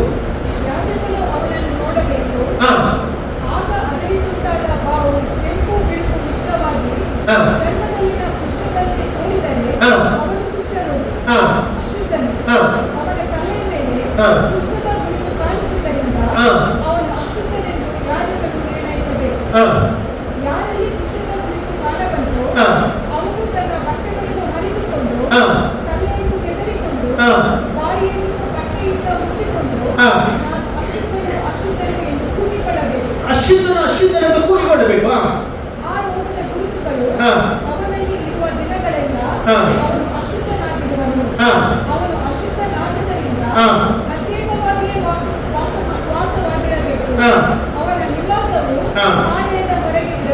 ಅವನ ನಿವಾಸವು ಪಾಳೆಯದ ಹೊರಗೆ ಇರ್ತದೆ. ಹಾಗೆ ಕುಷ್ಠರೋಗಿಯನ್ನು ಏನ್ ಮಾಡ್ತಾರೆ ಅಂತ ಹೇಳಿದ್ರೆ ಊರಿನಿಂದ ಏನ್ ಮಾಡ್ತಾರೆ? ಅವರು ಹೊರಗೆ ಇಡ್ತಿದ್ರಂತೆ. ಅಂದ್ರೆ ಅವನನ್ನು ಒಟ್ಟಿಗೆ ಇಡ್ತಿರ್ಲಿಲ್ಲ. ನೀವು ಆ ಕುಷ್ಠರೋಗಿ ಅಂತ ಹೇಳಿದ್ರೆ ಅವನ ಹತ್ತಿರ ನಿಲ್ಲಿಕ್ಕಿಲ್ಲ, 50 ಫೀಟ್ ದೂರದಲ್ಲಿ ಇರಬೇಕು. 50 ಫೀಟ್ ದೂರದಲ್ಲಿ ಅವನು ಒಂದು ಪಕ್ಷ ಕುಷ್ಠರೋಗಿ ಆದ್ರೆ ಅವನು ಏನ್ ಹೇಳ್ಬೇಕು ಅಂದ್ರೆ ಅಲ್ಲಿಂದ ಅವರಿಗೆ ನಾನು ಕುಷ್ಠರೋಗಿ ಹೇಳುವಾಗ ಎಲ್ಲರಿಗೂ ಗೊತ್ತಾಗ್ತದೆ ಇವನು ಕುಷ್ಠರೋಗಿ ಅಂತ. ಅವನಿಂದ ಒಂದು ಅಂತರವನ್ನಲ್ಲಿ ಜನರು ಇಡ್ತಾ ಇದ್ರು. ಪಾಪ ಹೀಗೆ ನಮ್ಮ ದೇವರಿಂದ ಏನ್ ಮಾಡ್ತದೆ? ನಮ್ಮನ್ನು ದೂರ ಮಾಡ್ತದೆ. ಪಾಪವು ನಮ್ಮ ದೇವರಿಂದ ದೂರ ಮಾಡುವಂತದ್ದಾಗಿದೆ.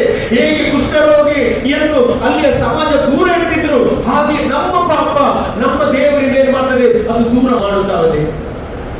ನೀವು ನೋಡಿ, ಯೆಶಾಯ ಬರೆದ ಪ್ರವಾದನ ಗ್ರಂಥ 59ನೇ ಅಧ್ಯಾಯ 2ನೇ ವಾಕ್ಯದಲ್ಲಿ ಗಮನಿಸುವುದಾದ್ರೆ, ಯೆಶಾಯ ಬರೆದ ಪ್ರವಾದನ ಗ್ರಂಥ 59ನೇ ಅಧ್ಯಾಯ 2ನೇ ವಾಕ್ಯದಲ್ಲಿ ದೇವರ ಕಾರ್ಯಗಳು, ದೇವರ ಕ್ರಿಯೆಗಳು ಒಬ್ಬ ಪಾಪ ಮಾಡಿದವನ ಜೀವಿತದಲ್ಲಿ ಏನಿರ್ತದೆ ಎಂಬುದಾಗಿ ನೋಡುವುದಾದ್ರೆ ಅಲ್ಲಿ ಬೈಬಲ್ ಇರ್ತದೆ, ದೇವರ ಕೈ ಮೊಟುಗೈಯಲ್ಲ, ಆದರೆ ನಿಮ್ಮ ಪಾಪಗಳೇ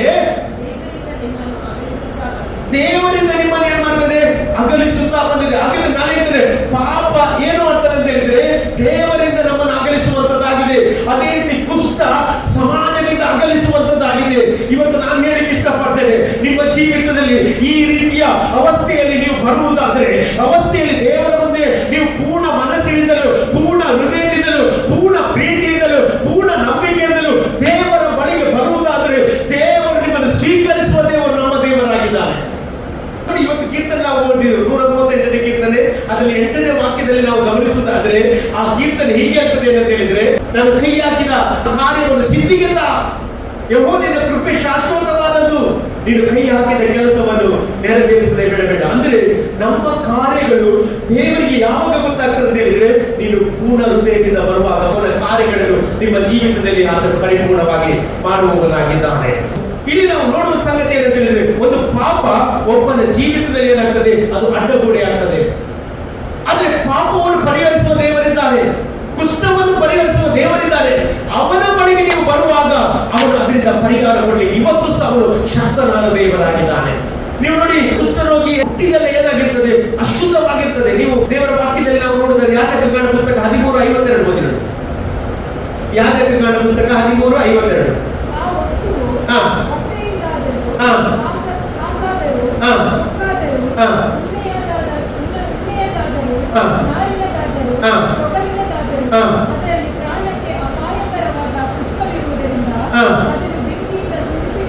ಏನಂತೆ? ಬೆಂಕಿಯಿಂದ ಸುಡಬೇಕಂತೆ, ವಸ್ತುಗಳನ್ನು ಬೆಂಕಿಯಿಂದ ಸುಟ್ಟಾಕ್ಬೇಕಂತೆ. ಹಾಗೆ ಕುಷ್ಠ ರೋಗಿ ಧರಿಸಿದ ವಸ್ತ್ರ ಎಲ್ಲ ಯಾವುದಕ್ಕೆ ಹೋಗ್ತದೆ? ಬೆಂಕಿಗೆ ಹೋಗ್ತದೆ. ಅದೇ ರೀತಿ ನಾವು ಪಾಪ ಮಾಡುವಾಗ, ದೇವರಿಗೆ ವಿರುದ್ಧವಾಗಿ ದೂರ ಹೋಗುವಾಗ ನಾವು ಸಹ ಬೆಂಕಿಗೆ ಹೋಗುತ್ತೇವೆ. ನೀವು ನೋಡಿ 9ನೇ ಕೀರ್ತನೆ 17ನೇ ವಾಕ್ಯ ಓದಿ ನೋಡಿ, ನಿಮಗೆ ಸ್ಪಷ್ಟವಾಗಿ ಅಲ್ಲಿ ಗೊತ್ತಾಗ್ತದೆ. ಕೀರ್ತನೆಗಳು ಪುಸ್ತಕ 9ನೇ ಕೀರ್ತನೆ 17ನೇ ವಾಕ್ಯ. ದುಷ್ಟನಾದರೆ ನೋಡಿ, ದೇವರನ್ನು ಅಲಕ್ಷ್ಯ ಮಾಡುವ ಜನಾಂಗಗಳಲ್ಲಿ ಎಲ್ಲಿ ಹೋಗ್ತಾರೆ? ಪಾತಾಳಕ್ಕೆ ಇಳಿದು ಹೋಗ್ತಾರೆ. ಪಾತಾಳದಲ್ಲಿ ಏನುಂಟು? ಬೆಂಕಿ. ಹೇಗೆ ಕುಷ್ಠರೋಗಿ, ನಾನು ಇವತ್ತು ಕಂಪೇರ್ ಮಾಡ್ತಾ ಇದ್ದೇನೆ, ಕುಷ್ಠರೋಗಿ ಮತ್ತು ಪಾಪಕ್ಕೆ ನಾನು ಕಂಪೇರ್ ಮಾಡ್ತಾ ಇದ್ದೇನೆ. ಹೇಗೆ ಕುಷ್ಠರೋಗಿ ಒಬ್ಬನ ಜೀವಿತವನ್ನು, ಇಡೀ ಶರೀರವನ್ನು ತಿಂದು ನಾಶ ಮಾಡ್ತದೆ, ಹಾಗೆ ಪಾಪ ಸಹ ಹಾಗೆ ಅದು ನಮ್ಮ ಶರೀರದ ಮೇಲೆ ವರ್ಕ್ ಮಾಡುವಂಥದ್ದು, ನಮ್ಮ ಜೀವಿತವನ್ನೇ ಹಾಳು ಮಾಡುವಂಥದ್ದಾಗಿದೆ. ಇವತ್ತು ನಾವು ಎಚ್ಚರವಾಗಿರಬೇಕು. ಪ್ರೊಫೆಸರ್ ವಸಂತ ಹೇಳಿದ ಪ್ರಕಾರ ಸೈತಾನರು ಕಾರ್ಯ ಮಾಡೋದಿಲ್ಲ ಗೊತ್ತಿಲ್ಲ, ಮೈಂಡ್ ಅಲ್ಲಿ. ಒಬ್ಬನ ಮೈಂಡ್ ಅಲ್ಲಿ ಹೋಗಿದ್ರೆ ಅಲ್ಲಿ ಅವನ ಜೀವಿತವೇ ಏನಾಗ್ತದೆ? ಹಾಳಾಗಿ ಹೋಗ್ತದೆ. ಸೌಲನ ಜೀವಿತದಲ್ಲಿ ಹೇಗೆ ಅವನ ಜೀವಿತ ಅಂತ್ಯವಾಯಿತು ಎಂಬುದಾಗಿ ಅಲ್ಲಿ ಅವನು ಬೈಬಲ್ ಬರ್ತದೆ, ಅವನು ಸುಸೈಡ್ ಮಾಡಿದ. ಆದ್ರೆ ಅವನು ನಿಜವಾಗಿ ಸುಸೈಡ್ ಮಾಡಿದಲ್ಲ, ಅವನ ಹಿಂದೆ ಮಾಡಿದ್ದು, ವರ್ಕ್ ಮಾಡಿದ್ದು ಅವನ ಜೀವಿತದಲ್ಲಿ ಅವನು ಮಾಡಿದ ಕ್ರಿಯೆಗಳಾಗಿತ್ತು. ಒಂದು ವ್ಯಕ್ತಿ ಇದ್ದಾರೆ, ಅವನಿಗೆ ಅನಾರೋಗ್ಯ ಇತ್ತು. ಆ ಅನಾರೋಗ್ಯ ಏನಂತ ಹೇಳಿದ್ರೆ ಏನಾಗಿರೋದು? ಕುಷ್ಠರೋಗವಾಗಿದೆ. ಈ ವ್ಯಕ್ತಿ ಯಾರ ಬಳಿಗೆ ಬರ್ತಿದ್ದಾನೆ ಅಂತ ಹೇಳಿದ್ರೆ ಯೇಸು ಸ್ವಾಮಿಯ ಬಳಿಗೆ ಬರ್ತಾ ಇದ್ದಾನೆ. ನಾವು ಹೇಳ್ಬೇಕಾ, ಯಾರು ದಾಹದಿಂದ ಬರ್ತಾರೆ ಅವರ ಜೀವಿತದಲ್ಲಿ ದೇವರು ಮುಟ್ಟದೆ ಕಳಿಸುವುದಿಲ್ಲ.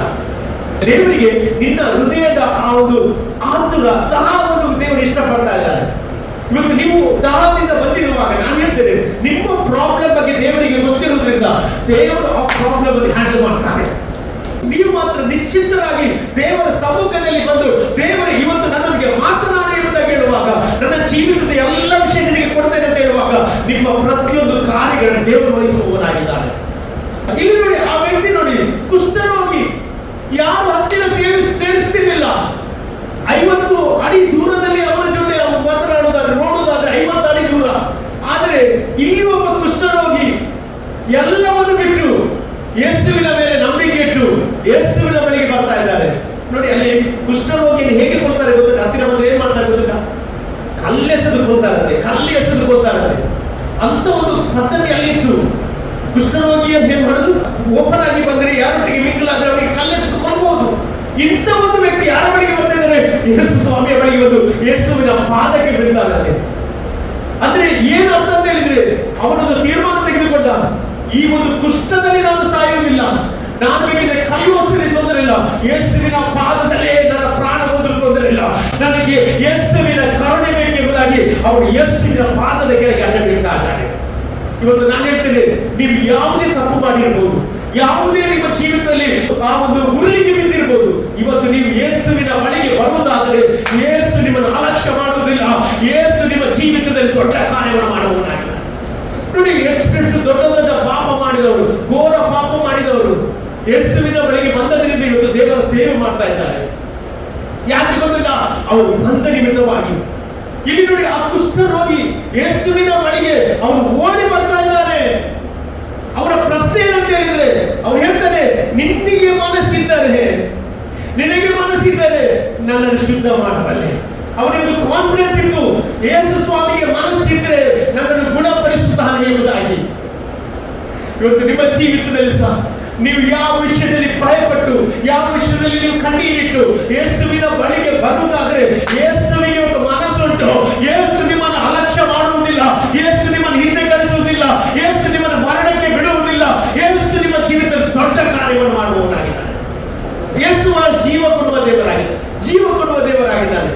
ಯೋಹಾನ ಬರೆದ ಸುವಾರ್ತೆ ನೀವು 6ನೇ ಅಧ್ಯಾಯ 35ನೇ ವಾಕ್ಯ ಓದುವುದಾದ್ರೆ ಅಲ್ಲೊಂದು ಸುಂದರವಾದ ವಾಕ್ಯದಲ್ಲಿ ಬರೆಯಲ್ಪಟ್ಟಿದೆ. ಯೋಹಾನರು ಬರೆದ ಸುವಾರ್ತೆ 6ನೇ ಅಧ್ಯಾಯ ಅದರಲ್ಲಿ 35ನೇ ವಾಕ್ಯ. ಯೇಸು ಸ್ವಾಮಿ ಅಂತಾರೆ, ಜೀವ ಕೊಡುವ ರೊಟ್ಟಿ ನಾನೇ, ನನ್ನ ಬಳಿಗೆ ಬರುವವನಿಗೆ ಎಂದಿಗೂ ಹಸಿವೆ ಆಗುವುದಿಲ್ಲ. ಯಾರೆಲ್ಲ ಯೇಸು ಸ್ವಾಮಿಯ ಬಳಿಗೆ ಬರ್ತಾರೆ ಅವರಿಗೆ ಏನಾಗುವುದಿಲ್ಲ, ಹಸಿವೆ ಆಗುವುದಿಲ್ಲ, ಬಾಯಾರಿಕೆ ಆಗುವುದಿಲ್ಲ. ಇಲ್ಲಿ ಇವನ ಜೀವಿತವನ್ನೇ ಕೊಲ್ಲುತ್ತಾ ಉಂಟು ಈ ಕುಷ್ಠ. ಕುಷ್ಠ ಏನ್ ಮಾಡ್ತದೆ ಗೊತ್ತಾ? ಅದು ದೇಹವನ್ನು ಏನ್ ಮಾಡ್ತದೆ, ಅದು ತಿನ್ನುವಂತದ್ದಾಗಿದೆ. ನೀವು ನೋಡಿದ್ರೆ ಕೈ ಬೆರಳು ಏನಾಗ್ತದೆ, ತನ್ನಷ್ಟಕ್ಕೆ ಏನಾಗ್ತದೆ, ಉದುರಿ ಬೀಳ್ತದೆ, ಮಾಂಸವೇ ಹೋಗುದು ಕುಷ್ಠ ರೋಗದಲ್ಲಿ.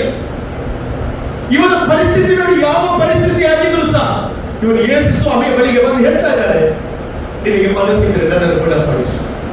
ಅವರಿಗೆ ಗೊತ್ತು ಯೇಸು ಸ್ವಾಮಿ ಜೀವದ ರೊಟ್ಟಿ ಎಂಬುದಾಗಿ, ಯೇಸು ನನಗೆ ಜೀವ ಕೊಡ್ತಾನೆ, ಯೇಸು ನನ್ನ ಈ ಕುಷ್ಠದಿಂದ ಪಾರು ಮಾಡ್ತಾರೆ ಎಂಬುದಾಗಿ ಅವನಿಗೆ ಗೊತ್ತಿದ್ದರಿಂದಲೇ ಯೇಸುವಿನ ಬಳಿಗೆ ಬರ್ತಾ ಇದ್ದಾರೆ. ಇವತ್ತು ನಾವೆಲ್ಲರೂ ಇಲ್ಲಿದ್ದೇವೆ, ನಾವು ಯೇಸುವಿನ ಬಳಿಗೆ ಬಂದಿದ್ದೇವೆ. ಕಾರಣ ಏನು ಗೊತ್ತಾ? ನಮಗೆ ಗೊತ್ತು ಯೇಸು ಜೀವ ಕೊಡ್ತಾನೆ ಎಂಬುದಾಗಿ. ಆತನ ಬಳಿಗೆ ಬರುವವರಿಗೆ ನೀರಡಿಕೆ ಆಗುವುದಿಲ್ಲ ಅಂತ ಸತ್ಯವಾದ ಹೇಳಿದ ಮಾತು ಅದು ನಿಜವಾಗಿದೆ ಎಂಬುದಾಗಿ ಹೇಳಲಿಕ್ಕೆ ಇಷ್ಟಪಡ್ತಾ ಇದೆ. ಇವತ್ತು ದೇವರ ಮಕ್ಕಳಿಗೆ ಯಾವ ಕುಷ್ಠವಾಗಲಿ, ಯಾವ ರೋಗವಾಗಲಿ ಯೇಸುವಿನಿಂದ ಗುಣಪಡಿಸದೇ ಇರಲಿಕ್ಕೆ ಆಗುವುದಿಲ್ಲ. ನೀನು ದಾಹದಿಂದ ಬರುವಾಗ, ನೀನು ಬಾಯಾರಿದವಾಗಿ ಬರುವಾಗ ನಿನ್ನ ಜೀವಿತದಲ್ಲಿ ಅದ್ಭುತ ಮಾಡದ ದೇವರು ಕಳಿಸುವುದಿಲ್ಲ. ನಾವು ಸೇವಿಸುವ ದೇವರು ಸಾಧಾರಣ ದೇವರಲ್ಲ, ದೊಡ್ಡ ದೇವರಾಗಿದೆ. ಇವತ್ತು ನಮ್ಮ ಜೀವಿತವನ್ನು ತಗೊಳ್ಳೋದಾದ್ರೆ ನಮ್ಮ ಜೀವಿತ ಕತ್ತಲೆಯಲ್ಲಿತ್ತು, ದೇವರು ಕತ್ತಲೆಯಿಂದ ನಮ್ಮನ್ನು ಹೊರಗೆ ತಂದ. ನೀವು ನೋಡಿ ಎಫೆಸ ಬರೆದ ಪತ್ರಿಕೆ 2ನೇ ಅಧ್ಯಾಯ 1ನೇ ವಾಕ್ಯ, ಆತನು ಅಪರಾಧದ ಮತ್ತು ಪಾಪಗಳ ದೆಸೆಯಿಂದ ಹಲ್ಲೆಲೂಯಾ ಪ್ರೈಸ್ ದಿ ಲಾರ್ಡ್, ಸತ್ತವರಾಗಿದ್ದ ನಮ್ಮನ್ನು ಸಹ ಬದುಕಿಸಿದಂತೆ. ಇವತ್ತು ನಾವು ಸಹ ಸತ್ತು ಹೋದವರಾಗಿದ್ದೆವು, ನಾವು ಪಾಪದಲ್ಲಿ ಬಿದ್ದಿದ್ದೆವು. ಇವತ್ತು ನಾವೇನಾಗಬೇಕಿತ್ತು, ಬೆಂಕಿಗೆ ಹೋಗ್ಬೇಕಿತ್ತು. ಹೇಗೆ ಕುಷ್ಠ ರೋಗಿ ಏನ್ ಮಾಡ್ತಿದ್ರು, ಬೆಂಕಿಗೆ ಹೋಗ್ಬೇಕಿತ್ತು, ನಾವು ಸಹ ಬೆಂಕಿಗೆ ಹೋಗ್ಬೇಕಾಗಿತ್ತು. ಎಷ್ಟು ಒಳ್ಳೆ ದೇವರಾಗಿದ್ದಾನೆ. ನಮ್ಮ ಜೀವಿತ ಆ ಕುಷ್ಠದಾಗಿ ಹರಡಿ ಅದೇನಾಗಬೇಕಿತ್ತು, ಬೆಂಕಿಗೆ ಹಾಕ್ಬೇಕಿತ್ತು. ದೇವರು ನಮ್ಮನ್ನು ಬೆಂಕಿಯಿಂದ ಬಿಡುಗಡೆ ಮಾಡಿದ, ನಮ್ಮನ್ನು ಸತ್ತ ಅವಸ್ಥೆಯಿಂದ ದೇವರು ಹೊರಗೆ ತಂದ. ಇವತ್ತು ನಿಮ್ಮ ಜೀವಿತದಲ್ಲಿ ಆ ದೇವರನ್ನು ಆರಾಧಿಸುವುದಾದ್ರೆ ದೇವರಿಗೆ ಸ್ತೋತ್ರ ಹೇಳ್ರಿ. ಅವನು ಸರ್ವಶಕ್ತನಾದ ದೇವರು, ಸರ್ವವ್ಯಾಪ್ತಿಯಾದ ದೇವರು. ಇಲ್ಲಿ ನಾವು ನೋಡ್ತೇವೆ, ಈ ಒಂದು ಕುಷ್ಠರೋಗಿ ಯೇಸುವಿನ ಬಳಿಗೆ ಬಂದ, ಅವನಿಗೆ ಬೇರೆ ಯಾವ ಆಪ್ಷನ್ ಇರಲಿಲ್ಲ. ಅವನಿಗೆ ಒಂದು ಕೊನೆಯ ಆಪ್ಷನ್ ಏನಂತ ಹೇಳಿದ್ರೆ ಯೇಸು. ನಾನು ಹೇಳ್ತೇನೆ, ಇವತ್ತು ಎಲ್ಲ ಲೋಕದ ಜನರಿಗೆ ಸಹ ಕೊನೆಯ ಆಪ್ಷನ್ ಇರುವುದು ಅದು ಯೇಸು ಆಗಿದ್ದಾರೆ. ಹಲ್ಲೆಲೂಯಾ. ಯಾರೆಲ್ಲ ಕೊನೆಯ ಪ್ರಯತ್ನ ಅಂತ ಯೇಸುವಿನ ಬಳಿಗೆ ಬರ್ತಾರೆ ಅವರ ಜೀವಿತದಲ್ಲಿ ಅದ್ಭುತ ದೇವರು ಮಾಡುತ್ತಾರೆ. ಅಲ್ಲಿ ನಾವು ನೋಡಿ ರಕ್ತಪಿಸುವ ರೋಗಿ, ಅವಳಿಗೆ ಸಹ ಲಾಸ್ಟ್ ಆಪ್ಷನ್ ಯಾರಿದ್ದದ್ದು ಯೇಸು. ಯೇಸು ಅವನನ್ನು ಗುಣಪಡಿಸಿ ಕಳಿಸಿದ. ಯಾಯಿರನ ಮಗಳು, ಆ 12 ವರ್ಷದ ಮಗಳು ಸಾಯುವಾಗ ಅವನಿಗೆ ಇದ್ದದ್ದು ಲಾಸ್ಟ್ ಆಪ್ಷನ್ ಏನಂತ ಹೇಳಿದ್ರೆ ಅದು ಯೇಸು ಆಗಿದೆ. ಯೇಸುವಿನ ಬಳಿಗೆ ಬಂದ ಅವನು ಸೇರ್ ಮಾಡಿದ್ರು ಪಾದಕ್ಕೆ ಬಿದ್ದ ಅಂತ ವಾಕ್ಯ ಹೇಳ್ತಾ ಉಂಟು. ಯಾರೆಲ್ಲ ಯೇಸು ಸ್ವಾಮಿಯ ಪಾದಕ್ಕೆ ಬೀಳ್ತಾರೆ ಅದರ ಅರ್ಥ ಅವರು ಸರೆಂಡರ್ ಆಗಿದ್ದಾರೆ ಅಂತ ಅರ್ಥ. ನಾನು ಹೇಳ್ತೇನೆ, ನಾನು ಸರೆಂಡರ್ ಆಗಿದ್ದೇನಾ ಇಲ್ಲವೇ ಎಂಬುದಾಗಿ ಯಾರಿಗೆ ಗೊತ್ತು? ದೇವರಿಗೆ ಗೊತ್ತು. ನೀವು ನಂಬಿದ್ದೀರಾ, ನಂಬಿಕಿಲ್ಲ ಅಂತ ಯಾರಿಗೆ ಗೊತ್ತು? ದೇವರಿಗೆ. ಅದಕ್ಕೆ ನಾನು ಹೇಳ್ತೇನೆ, ನೀವು ನಂಬಿದ ವ್ಯಕ್ತಿ ಆಗಿದ್ದರೆ, ನೀವು ಸಮರ್ಪಿಸಿದ ವ್ಯಕ್ತಿ ಆಗಿದ್ದರೆ ನಿಮ್ಮ ಜೀವಿತದಲ್ಲಿ ದೇವರು ಮಾಡುವ ಕಾರ್ಯ ದೊಡ್ಡದಾಗಿದೆ. ನಾವು ದೇವರ ಮುಖವನ್ನು ನೋಡುವ, ದೇವರ ಮುಖವನ್ನು ನೋಡುವುದಾದರೆ ನಿನ್ನ ಮುಖವು ಪ್ರಕಾಶಿಸುವಂತೆ ಮಾಡ್ತದೆ. ಲಜ್ಜೆ ಕಲಿಕೆ ದೇವರು ಬಿಡುವುದಿಲ್ಲ. ನೋಡಿ, ಈ ವ್ಯಕ್ತಿಯ ಮುಖ ಬಾಡಿ ಹೋಗಿತ್ತು, ಇವನ ಮುಖ ಏನಾಗಿತ್ತು, ಅವನ ಕುಷ್ಠ ಏನ್ ಮಾಡಿತ್ತು, ಅವನ ಬಾಡಿ ಏನ್ ಮಾಡ್ತಿತ್ತು, ತಿಂತ ಇತ್ತು. ಇಂಥ ಒಂದು ವ್ಯಕ್ತಿ, ಎಲ್ಲರೂ ದೂರ ಇಡುವ ವ್ಯಕ್ತಿ, ಈ ದೂರ ಇಡುವ ವ್ಯಕ್ತಿಯ ಹತ್ತಿರ ಯಾರು ಬರ್ತಾ ಇದ್ದಾರೆ? ಯೇಸು ಸ್ವಾಮಿ ಬರ್ತಾ ಇದ್ದಾರೆ. ಈ ಕುಷ್ಠದ ಇನ್ನೊಂದು ಪ್ರಾಮುಖ್ಯತೆ, ಇದು ಹರಡುತ್ತದೆ, ರೋಗ ಹರಡುತ್ತದೆ. ಆಪಸಾಗಿ ನಾವು ಕೆಟ್ಟವರ ಜೊತೆ ಸೇರುವಾಗ, ಕೆಟ್ಟವರ ಜೊತೆ ಸಹವಾಸ ಮಾಡುವಾಗ ಆ ಪಾಪ ನಮಗೆ ಹರಡುವಂತದ್ದಾಗಿದೆ. ಕಳ್ಳರೊಟ್ಟಿಗೆ ಇದ್ದರೆ ನಿಮಗೆ ಯಾವ ಬುದ್ಧಿ ಬರ್ತದೆ? ಕಳ್ಳ ಬುದ್ಧಿ ಬರ್ತದೆ. ಪಾಪದೊಟ್ಟಿಗೆ ಯಾರು ಪಾಪ ಮಾಡ್ತಾರೆ ಅವರೊಟ್ಟಿಗೆ ನೀನಿದ್ರೆ ನೀನು ಸಹ ಪಾಪ ಹರಡುತ್ತದೆ. ಅದಕ್ಕೆ ನಾವು ಆ ಒಂದು ಸಂದರ್ಭದಲ್ಲಿ ಬಿಟ್ಟು ಬರಬೇಕು. ನಾನು ಹೇಳ್ತೇನೆ, ನಮ್ಮ ಒಂದು ಸಂಬಂಧ ಯಾರೊಟ್ಟಿಗೆ ಇದೆ ಅದು ಬಹಳ ಇಂಪಾರ್ಟೆಂಟ್. ನಮ್ಮ ರಿಲೇಶನ್ಶಿಪ್ ಯಾರ ಹತ್ರ ಉಂಟು ಅದು ಬಹಳ ಇಂಪಾರ್ಟೆಂಟ್. ದೇವರ ಮಕ್ಕಳಿಗೆ ಕೆಟ್ಟ ಫ್ರೆಂಡ್ಸ್ ಅವರು ಬೇಡ. ದೇವರ ಮಕ್ಕಳೊಂದಿಗೆ ಫ್ರೆಂಡ್ಸ್ ಮಾಡ್ರಿ. ದೇವರು ನಿಮ್ಮನ್ನು ಆಶೀರ್ವಾದ ಮಾಡುವ ದೇವರಾಗಿದ್ದಾನೆ. ಪಾಪವು ನಿಮ್ಮನ್ನು ದೂರ ಮಾಡುವುದಾದ್ರೆ ಯೇಸು ನಿಮ್ಮನ್ನು ಹತ್ತಿರಕ್ಕೆ ಮಾಡುವ ದೇವರಾಗಿದ್ದಾನೆ. ನೋಡಿ, ಎಲ್ಲರೂ ಅವರನ್ನು ದೂರ ಬಿಡ್ತಿದ್ರು, ಆದರೆ ಯೇಸು ಅವರನ್ನು ಹತ್ತಿರಕ್ಕೆ ತರ್ತಾ ಇದ್ದಾನೆ. ಇವತ್ತು ನಾನು ಹೇಳ್ತೇನೆ, ನೀವು ಎಷ್ಟೇ ದೂರ ಹೋಗಿದ್ರು ಸಹ, ಯೇಸು ನಿನ್ನ ಹತ್ತಿರಕ್ಕೆ ತರಲಿಕ್ಕೆ ಅವನು ಶಕ್ತನಾದ ದೇವರಾಗಿದ್ದಾನೆ. ಇಲ್ಲಿ ವಾಕ್ಯ ಅಂತದೆ ಅಂತ ಹೇಳಿದ್ರೆ ಅವನು ಏನ್ ಮಾಡ್ತಾನೆ, ಯೇಸುವಿನ ಮೊಣಕಾಲು ನಿನಗೆ ಮನಸ್ಸಿದ್ದರೆ ನನ್ನನ್ನು ಶುದ್ಧ ಮಾಡಬೇಕು ಎಂದು ಬೇಡಿಕೊಳ್ಳಲು ಆತನು ಕನಿಕರ ಪಟ್ಟು ಕೈ ನೀಡಿ ಅವನನ್ನು ಮುಟ್ಟಿ ನನಗೆ ಮನಸ್ಸುಟ್ಟು ಶುದ್ಧನಾಗುವಂತನಿಗೆ ಎಂಬುದಾಗಿ ಹೇಳ್ತಾ ಇದ್ದಾನೆ. ನೋಡಿ, ಯಾರು ಮುಟ್ಟುತ್ತಿರ್ಲಿಲ್ಲ, ಮುಟ್ಟಿದ್ರೆ ಹರಡುತ್ತದಂತ ಭಯ. ಆದ್ರೆ ಯೇಸು ಸ್ವಾಮಿ ಅವನ ಜೀವಿತದಲ್ಲಿ ಹೇಳಿದ ವಿಷಯ ಅಂತ ಹೇಳಿದ್ರೆ, ನೀನ್ ಹೇಳಿದ್ಯಲ್ಲ ನನಗೆ ಮನಸ್ಸಿದ್ದರೆ ಅಂತ ಹೇಳಿದ್ಯಲ್ಲ, ಮಗನೇ ಮಗಳೇ ನನಗೆ ಮನಸ್ಸುಂಟು. ಇವತ್ತು ನಿಮ್ಮ ಪರಿಸ್ಥಿತಿ ಏನೇ ಆಗಿದ್ರು ಸಹ ದೇವರಿಗೆ ನಿಮ್ಮ ಜೀವಿತದಲ್ಲಿ ಅದ್ಭುತ ಮಾಡಲಿಕ್ಕೆ ಮನಸ್ಸುಂಟು, ದೇವರಿಗೆ ನಿಮ್ಮ ಜೀವಿತದಲ್ಲಿ ವಾಗ್ದಾನ ಮಾಡಲಿಕ್ಕೆ ಮನಸ್ಸುಂಟು ಎಂಬುದಾಗಿ ನಾನು ಹೇಳಲಿಕ್ಕೆ ಇಷ್ಟಪಡ್ತೇನೆ. ಯಾಕೆಂದ್ರೆ ಅವರು ಕನಿಕರವುಳ್ಳ ತಂದೆಯಾಗಿದ್ದಾರೆ, ಅವರು ಕೃಪೆ ಬೇರೆ ಕೃಪೆ ತುಡುವ ದೇವರಾಗಿದ್ದಾರೆ. ಇಲ್ಲಿ ವಾಕ್ಯ ಇರ್ತದೆ, ಯೇಸು ಸ್ವಾಮಿ ಕೂಡಲೇ ಅಂತೆ, ಲೇಖನೆ ಮಾಡಲಿಲ್ಲಂತೆ. ಅವನ ಪ್ರಶ್ನೆಗೆ ದೇವರು ಉತ್ತರ ಕೊಡ್ತಾ ಇದ್ದಾರೆ, ನನಗೆ ಮನಸ್ಸುಂಟು ನೀನು ಶುದ್ಧನಾಗು ಎಂಬುದಾಗಿ ಹೇಳುವಾಗ ಬೈಬಲ್ ಕೂಡಲೇ ಅವರ ಕುಷ್ಠ ಹೋಗಿದ್ದಾರೆ, ಕೂಡಲೇ ಅವರ ಕುಷ್ಠ ಹೋಗಿದ್ದಂತೆ. ಯೇಸು ಸ್ವಾಮಿಗೆ ಸಮಯ ಇಲ್ಲ, ಸಮಯ ಮಾಡಿದ ಮನುಷ್ಯನಿಗೆ. ನಾನು ಹೇಳ್ತೇನೆ, ನಿನ್ನ ಜೀವಿತದಲ್ಲಿ ದೇವರಿಗೆ ಸಮಯ ಮಾಡಲಿಕ್ಕೆ ಸಮಯವೇ ಇಲ್ಲ. ನೀನು ಒಪ್ಪಿಸಿಕೊಂಡ್ರೆ ಸಾಕು, ನೀನು ಪೂರ್ಣ ಮನಸ್ಸಿನಿಂದ ದೇವರ ಬಳಿಗೆ ಬಂದ್ರೆ ಸಾಕು. ನಾನು ಹೇಳ್ತೇನೆ, ದೇವರು ದೊಡ್ಡ ಕಾರ್ಯಗಳು ಮಾಡ್ತಾನೆ. ಇಲ್ಲಿಂದ ಒಬ್ಬ ದೇವರ ಮಕ್ಕಳಿಗೆ ನಾನು ಚಾಲೆಂಜ್ ಆಗಿ ಹೇಳ್ತಿದ್ದೇನೆ, ನಿಮ್ಮ ಹೃದಯವನ್ನು ದೇವರಿಗೆ ಬಿಡ್ರಿ, ದೇವರಿಗೆ ಬಿಡ್ರಿ ಪ್ರೇಯರ್. ದೇವರು ನಿಮ್ಮ ಜೀವಿತದಲ್ಲಿ ದೇವರಿಂದ ಆಗದ ಕಾರ್ಯ ಒಂದು ಸಹ ಇಲ್ಲ ಹೇಳಲಿಕ್ಕೆ ಇಷ್ಟಪಡುವವನಾಗಿದ್ದೇನೆ. ಇಲ್ಲಿ ನೋಡಿ, ದೇವರು ಹೇಳ್ತಾರೆ ಕೂಡಲೇ ಏನು ಮಾಡ್ತಾನೆ, ಅವನ ಕುಷ್ಠ ಹೋಗಿ ಅವನು ಶುದ್ಧನಾದನೆ ಎಂಬುದಾಗಿ ವಾಕ್ಯ. ಹಾಗಾದ್ರೆ ಯಾರೆಲ್ಲ ಯೇಸುವಿನ ಬಳಿಗೆ ಬರ್ತಾರೆ ಅವರು ಶುದ್ಧರಾಗ್ತಾರೆ. ಪಾಪಿ ಯೇಸುವಿನ ಬಳಿಗೆ ಬರುವಾಗ ಅವರ ಪಾಪದಿಂದ ದೇವರು ಬಿಡುಗಡೆ ಮಾಡ್ತಾನೆ. ರಕ್ತಕುಸುಮ ರೋಗಿ ಅವಳು ಅಶುದ್ಧರಾದರು, ಆದರೆ ಯೇಸುವನ್ನು ಮುಟ್ಟುವಾಗ ಅವಳು ಶುದ್ಧರಾದರು. ಇವತ್ತು ನಾನು ಹೇಳ್ತೇನೆ, ನಾವು ಸಹ ಶುದ್ಧರಾದದ್ದು ಯೇಸುವಿನ ಬಳಿಗೆ ಬಂದದ್ರಿಂದ. ನಾವು ಇವತ್ತು ಬಿಡುಗಡೆ ಆದದ್ದು ಯೇಸುವಿನ ಬಳಿಗೆ ಬಂದದ್ರಿಂದ. ನಾವು ಸತ್ತವರಾದ ನಮ್ಮನ್ನು ಅಪರಾಧಗಳಿಂದ ಬಿಡಿಸಿದ ದೇವರು ಅವನಾಗಿದ್ದಾನೆ. ಇಲ್ಲಿ ನೋಡಿ, ಕೂಡಲೇ ಅವನ ಜೀವಿತದಲ್ಲಿ ಆ ಕುಷ್ಠ ಹೋದಾಗ ಯೇಸು ಹೇಳ್ತಾರೆ, ಯಾರಿಗೂ ಏನು ಹೇಳಬೇಡ ನೋಡು, ಆದರೆ ಹೋಗಿ ಯಾಜಕನಿಗೆ ನಿನ್ನ ಮೈ ತೋರಿಸಿ ಮೋಶೆಯು ನೇಮಕ ಮಾಡಿರುವುದನ್ನು ಅರ್ಪಿಸಿ ನಿನ್ನ ಶುದ್ಧಾಚಾರವನ್ನು ನೆರವೇರಿಸು, ಅದು ಜನರಿಗೆ ಸಾಕ್ಷಿಯಾಗಲಿ ಎಂದು ಖಂಡಿತವಾಗಿ ಹೇಳಿ ಅವನನ್ನು ಕಳಿಸಿಬಿಟ್ಟನೆ ಎಂಬುದಾಗಿ. ಇಲ್ಲಿ ಯೇಸು ಹೇಳಿದ ಒಂದು ವಿಷಯ ಏನಂತ ಹೇಳಿದ್ರೆ, ಏನಂತೆ, ನೀನು ಏನ್ ಮಾಡ್ಬೇಕು, ಮೋಶೆಯ ಶುದ್ಧಾಚಾರ ಅಂದ್ರೆ ಅಲ್ಲಿ ಒಬ್ಬ ಕುಷ್ಠರೋಗಿ ಏನ್ ಮಾಡ್ಬೇಕಂತ ಹೇಳಿದ್ರೆ ಯಾಜಕನಿಗೆ ಮೈ ತೋರಿಸ್ಬೇಕು, ಯಾಜಕ ಸರ್ಟಿಫೈ ಮಾಡ್ಬೇಕು. ಹೇಗೆ ಡಾಕ್ಟರ್ ಸರ್ಟಿಫೈ ಮಾಡ್ತಾರೆ ಹಾಗೆ ಅವನ ಕೈಯನ್ನು ನೋಡಿ ಇದು ಕುಷ್ಠವ ಅಲ್ಲವ, ಕುಷ್ಠ ಹೋಗುತ್ತೆ ಎಂಬುದಕ್ಕೆ ಸರ್ಟಿಫೈ ಮಾಡ್ಬೇಕು. ಈಗ ಇವನು ಕುಷ್ಠರೋಗ ಹೋಯ್ತು, ಕುಷ್ಠರೋಗ ಹೋದ್ರೆ ಸಾಕಾಗುದಿಲ್ಲ. ಏನಾಯ್ತು, ಅಲ್ಲಿ ಯಹೂದ್ಯರಿಗೆಲ್ಲ ಏನಾಗಬೇಕು, ಅಲ್ಲಿ ಅದಕ್ಕೆ ಗುರುತು ಬೇಕು, ಅದಕ್ಕೆ ಏನ್ ಬೇಕು, ಸರ್ಟಿಫಿಕೇಟ್ ಬೇಕು. ಸರ್ಟಿಫಿಕೇಟ್ ಇಲ್ಲದೆ ಯಾರು ನಂಬುವುದಿಲ್ಲ. ಆಮೇಲೆ ನೋಡಿ, ಅಲ್ಲಿಂದ ಯಹೂದ್ಯರೆಲ್ಲ ಸಹ ಇವನನ್ನು ದೂರವಾಗಿ ಇಟ್ಟಿದ್ರು. ಆದ್ರೆ ಯಹೂದ್ಯನಾದ ಯೇಸು ಅವನ ಹತ್ತಿರಕ್ಕೆ ತಂದು ಅವನು ಆ ಜನರಿಗೆ ಗೊತ್ತಾಗಬೇಕು, ಆ ಯಹೂದ್ಯರಿಗೆ ಗೊತ್ತಾಗಬೇಕು.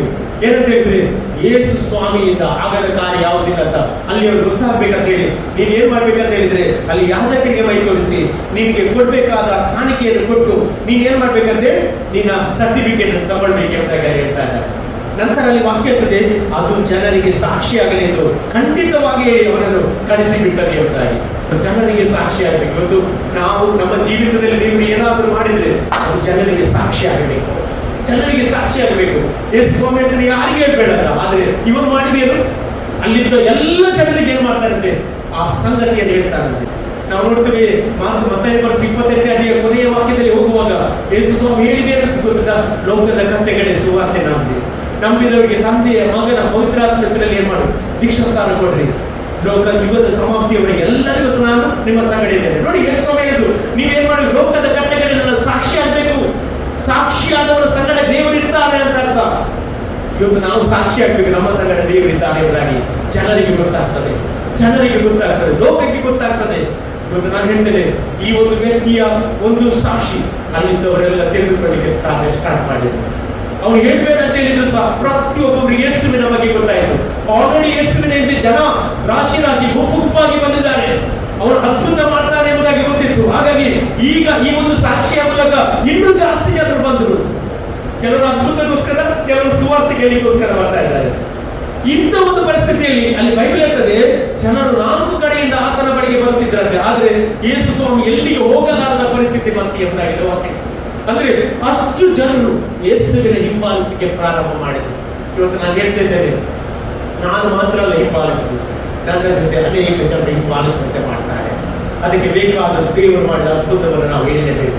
ಇವಾಗ ಎಷ್ಟು ಜನ ನಂಬ್ತೀನಿ ಈ ವಾಕ್ಯ ಕೇಳುತ್ತಿರುವಾಗಲೇ ನಾನು ಹೇಳ್ತೇನೆ, ನಿನ್ನ ಜೀವಿತದಲ್ಲಿ ಒಬ್ಬ ದೇವರಿದ್ದಾರೆ, ಅವನು ಎಲ್ಲ ಅವಸ್ಥೆಯಿಂದ ಬಿಡುಗಡೆ ಮಾಡುವ ದೇವರಿಗಾಗಿ ಮಕ್ಕಳು ಈ ಒಂದು ಪುಸ್ತಕದಲ್ಲಿ ಅವರು ಬರೀಲಿಕ್ಕೆ ಸಾಧ್ಯವಾದರೆ ಇವತ್ತು ನಮ್ಮ ಜೀವಿತ ನಿಮ್ಮ ಜೀವಿತದಲ್ಲಿ ಅದೇ ದೇವರು ಮಾಡಿದ್ದಾರೆ. ಆತನಿಗೆ ಸಾಕ್ಷಿಯಾಗಿ ನಾವು ನಿಲ್ಲುವ, ನಾವೆಲ್ಲರೂ ದೇವರ ಸಮ್ಮುಖದಲ್ಲಿ ಎದ್ದು ನಿಲ್ಲುವ. ಈ ವಾಕ್ಯಕ್ಕೋಸ್ಕರ ಎಷ್ಟು ಜನ ಸರಳರಾಗ್ತಾ ಇದ್ದೀರಿ. ನಾನು ನಂತರ ಇವತ್ತು ನಿಮ್ಮ ಜೀವಿತದಲ್ಲಿ ದೇವರು ಮಾಡಿದ ಉಪಕಾರಗಳನ್ನು ನೆನೆಸಿ ನೀವು ದೇವರಿಗೆ ಸ್ತೋತ್ರ ಹೇಳ್ತೀರಾ. ಆ ಕುಷ್ಠರೋಗಿ ಯೇಸುವಿನ ಬಳಿಗೆ ಬರುವಾಗ, ದಾಹದಿಂದ ಬರುವಾಗ ಅವನ ಜೀವಿತದಲ್ಲಿ ದೇವರು ಅವನನ್ನು ಬಿಡುಗಡೆ ಮಾಡಿ ಕಳಿಸಿದ. ಇವತ್ತು ನಿಮ್ಮ ಜೀವಿತದಲ್ಲಿ ಸಹ ನೀವು ಯಾವುದೇ ಪರಿಸ್ಥಿತಿಯಲ್ಲಿ ಇದ್ರು ಸಹ ದೇವರು ನಿಮ್ಮನ್ನು ಬಿಡುಗಡೆ ಮಾಡ್ತಾನೆ, ಬಿಡುಗಡೆ ಮಾಡ್ತಾನೆ. ಎಷ್ಟು ಜನ ನಂಬ್ತೀರಿ? ಎಷ್ಟು ಜನ ನಂಬ್ತೀರಿ? ಇವತ್ತು ನಿಮ್ಮನ್ನು ಬಿಡುಗಡೆ ಮಾಡಿಯೇ ದೇವರು ಕಳಿಸುವವನಾಗಿದ್ದಾನೆ. ನಿಮ್ಮ ಚಿಂತೆ ಏನೇ ಆಗಿದ್ರು ಸಹ, ನಿಮ್ಮ ಪರಿಸ್ಥಿತಿ ಏನೇ ಆಗಿದ್ರು ಸಹ ಬದಲಾಯಿಸುವ ದೇವರು ನಮ್ಮ ಮಧ್ಯದಲ್ಲಿದ್ದಾನೆ.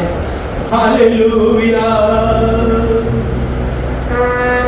ಆರಾಧಿಸುವೆ ನಿನ್ನನ್ನೇ, ಆರಾಧಿಸುವೆ ನಿನ್ನನ್ನೇ, ಶಬ್ದ ಕೇಳುವ ಆರಾಧಿಸುವೆ ನಿನ್ನನ್ನೇ, ಸಂತೋಷದಿಂದ ಹೇಳುವ ಹಲ್ಲೆಲೂಯಾ. ಆರಾಧಿಸುವೆ ನಿನ್ನನ್ನೇ. ಆ ಕುಷ್ಠರೋಗಿ ದೇವರ ಮುಂದೆ ಹೇಗೆ ಅಡ್ಡಬಿದ್ದು ಆರಾಧನೆ ಮಾಡಿದ, ಅಡ್ಡಬಿದ್ದು ಹೇಳಿದ ಮಾತು, ನಿನಗೆ ಮನಸ್ಸಿದ್ದರೆ ನನ್ನ ಕುಷ್ಠವನ್ನು ಗುಣಪಡಿಸಿ ಎಂಬುದಾಗಿ ಹೇಳ್ತಾ ಇದ್ದಾರೆ. ನೀನು ಶುದ್ಧ ಮಾಡಬಲ್ಲೆ ಎಂಬುದಾಗಿ ಅವರಿಗೆ ಕಾನ್ಫಿಡೆನ್ಸ್ ಇತ್ತು. ಇವತ್ತು ನಿಮ್ಮ ಜೀವಿತದಲ್ಲಿ ಆ ಒಂದು ಭರವಸೆ ಇಡುವುದಾದ್ರೆ ಕೈಗಳೆತ್ತಿ ದೇವರಿಗೆ ಅಡ್ಡಬಿದ್ದು ಹೇಳುವ, ದೇವರಿಗೆ ನಿನ್ನನ್ನು ನಾನು ಆರಾಧಿಸ್ತೇನೆ. ಆರಾಧಿಸುವೆ ನಿನ್ನನ್ನೇ, ಆರಾಧಿಸುವೆ ನಿನ್ನನ್ನೇ. ಎಲ್ಲ ಸಂತೋಷದಿಂದ ಹೇಳುವ ಹಲ್ಲೆಲೂಯಾ. ಆರಾಧಿಸುವೆ ನಿನ್ನನ್ನೇ, ಆರಾಧಿಸುವೆ ನಿನ್ನನ್ನೇ, ಶಬ್ದದಿಂದ ಹೇಳುವ ಹಲ್ಲೆಲೂಯಾ. ಆರಾಧಿಸುವೆ ನಿನ್ನನ್ನೇ, ಆರಾಧಿಸುವೆ ನಿನ್ನನ್ನೇ.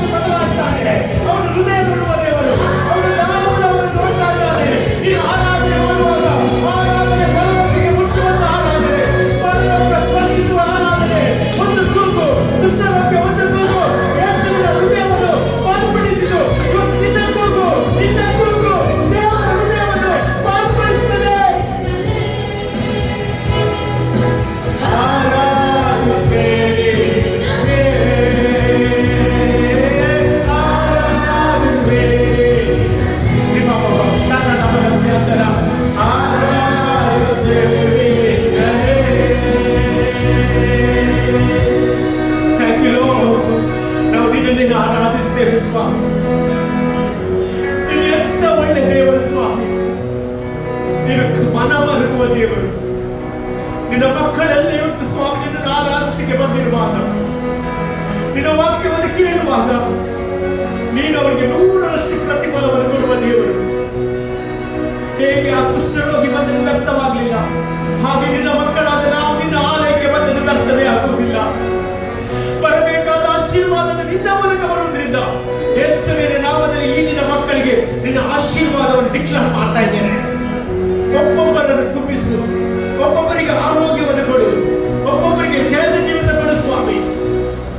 ಜೀವಿತದಲ್ಲಿ ಕರ್ತನೆ ಎಲ್ಲ ರೀತಿಯ ದೇವರೇ ಕುಷ್ಠದಿಂದ ಪಾರು ಮಾಡೋದಕ್ಕೆ ಸ್ತೋತ್ರ. ನಮ್ಮನ್ನು ಪಾಪದಿಂದ ಪಾರು ಮಾಡಿ ಹೊರಗೆ ತರುವುದಕ್ಕೆ ಸ್ತೋತ್ರ. ದೇವರೇ ನಿನಗೆ ಸಾಕ್ಷಿಯಾಗಿ ನಾವು ನಿಲ್ಲುತ್ತೇವೆ ಸ್ವಾಮಿ.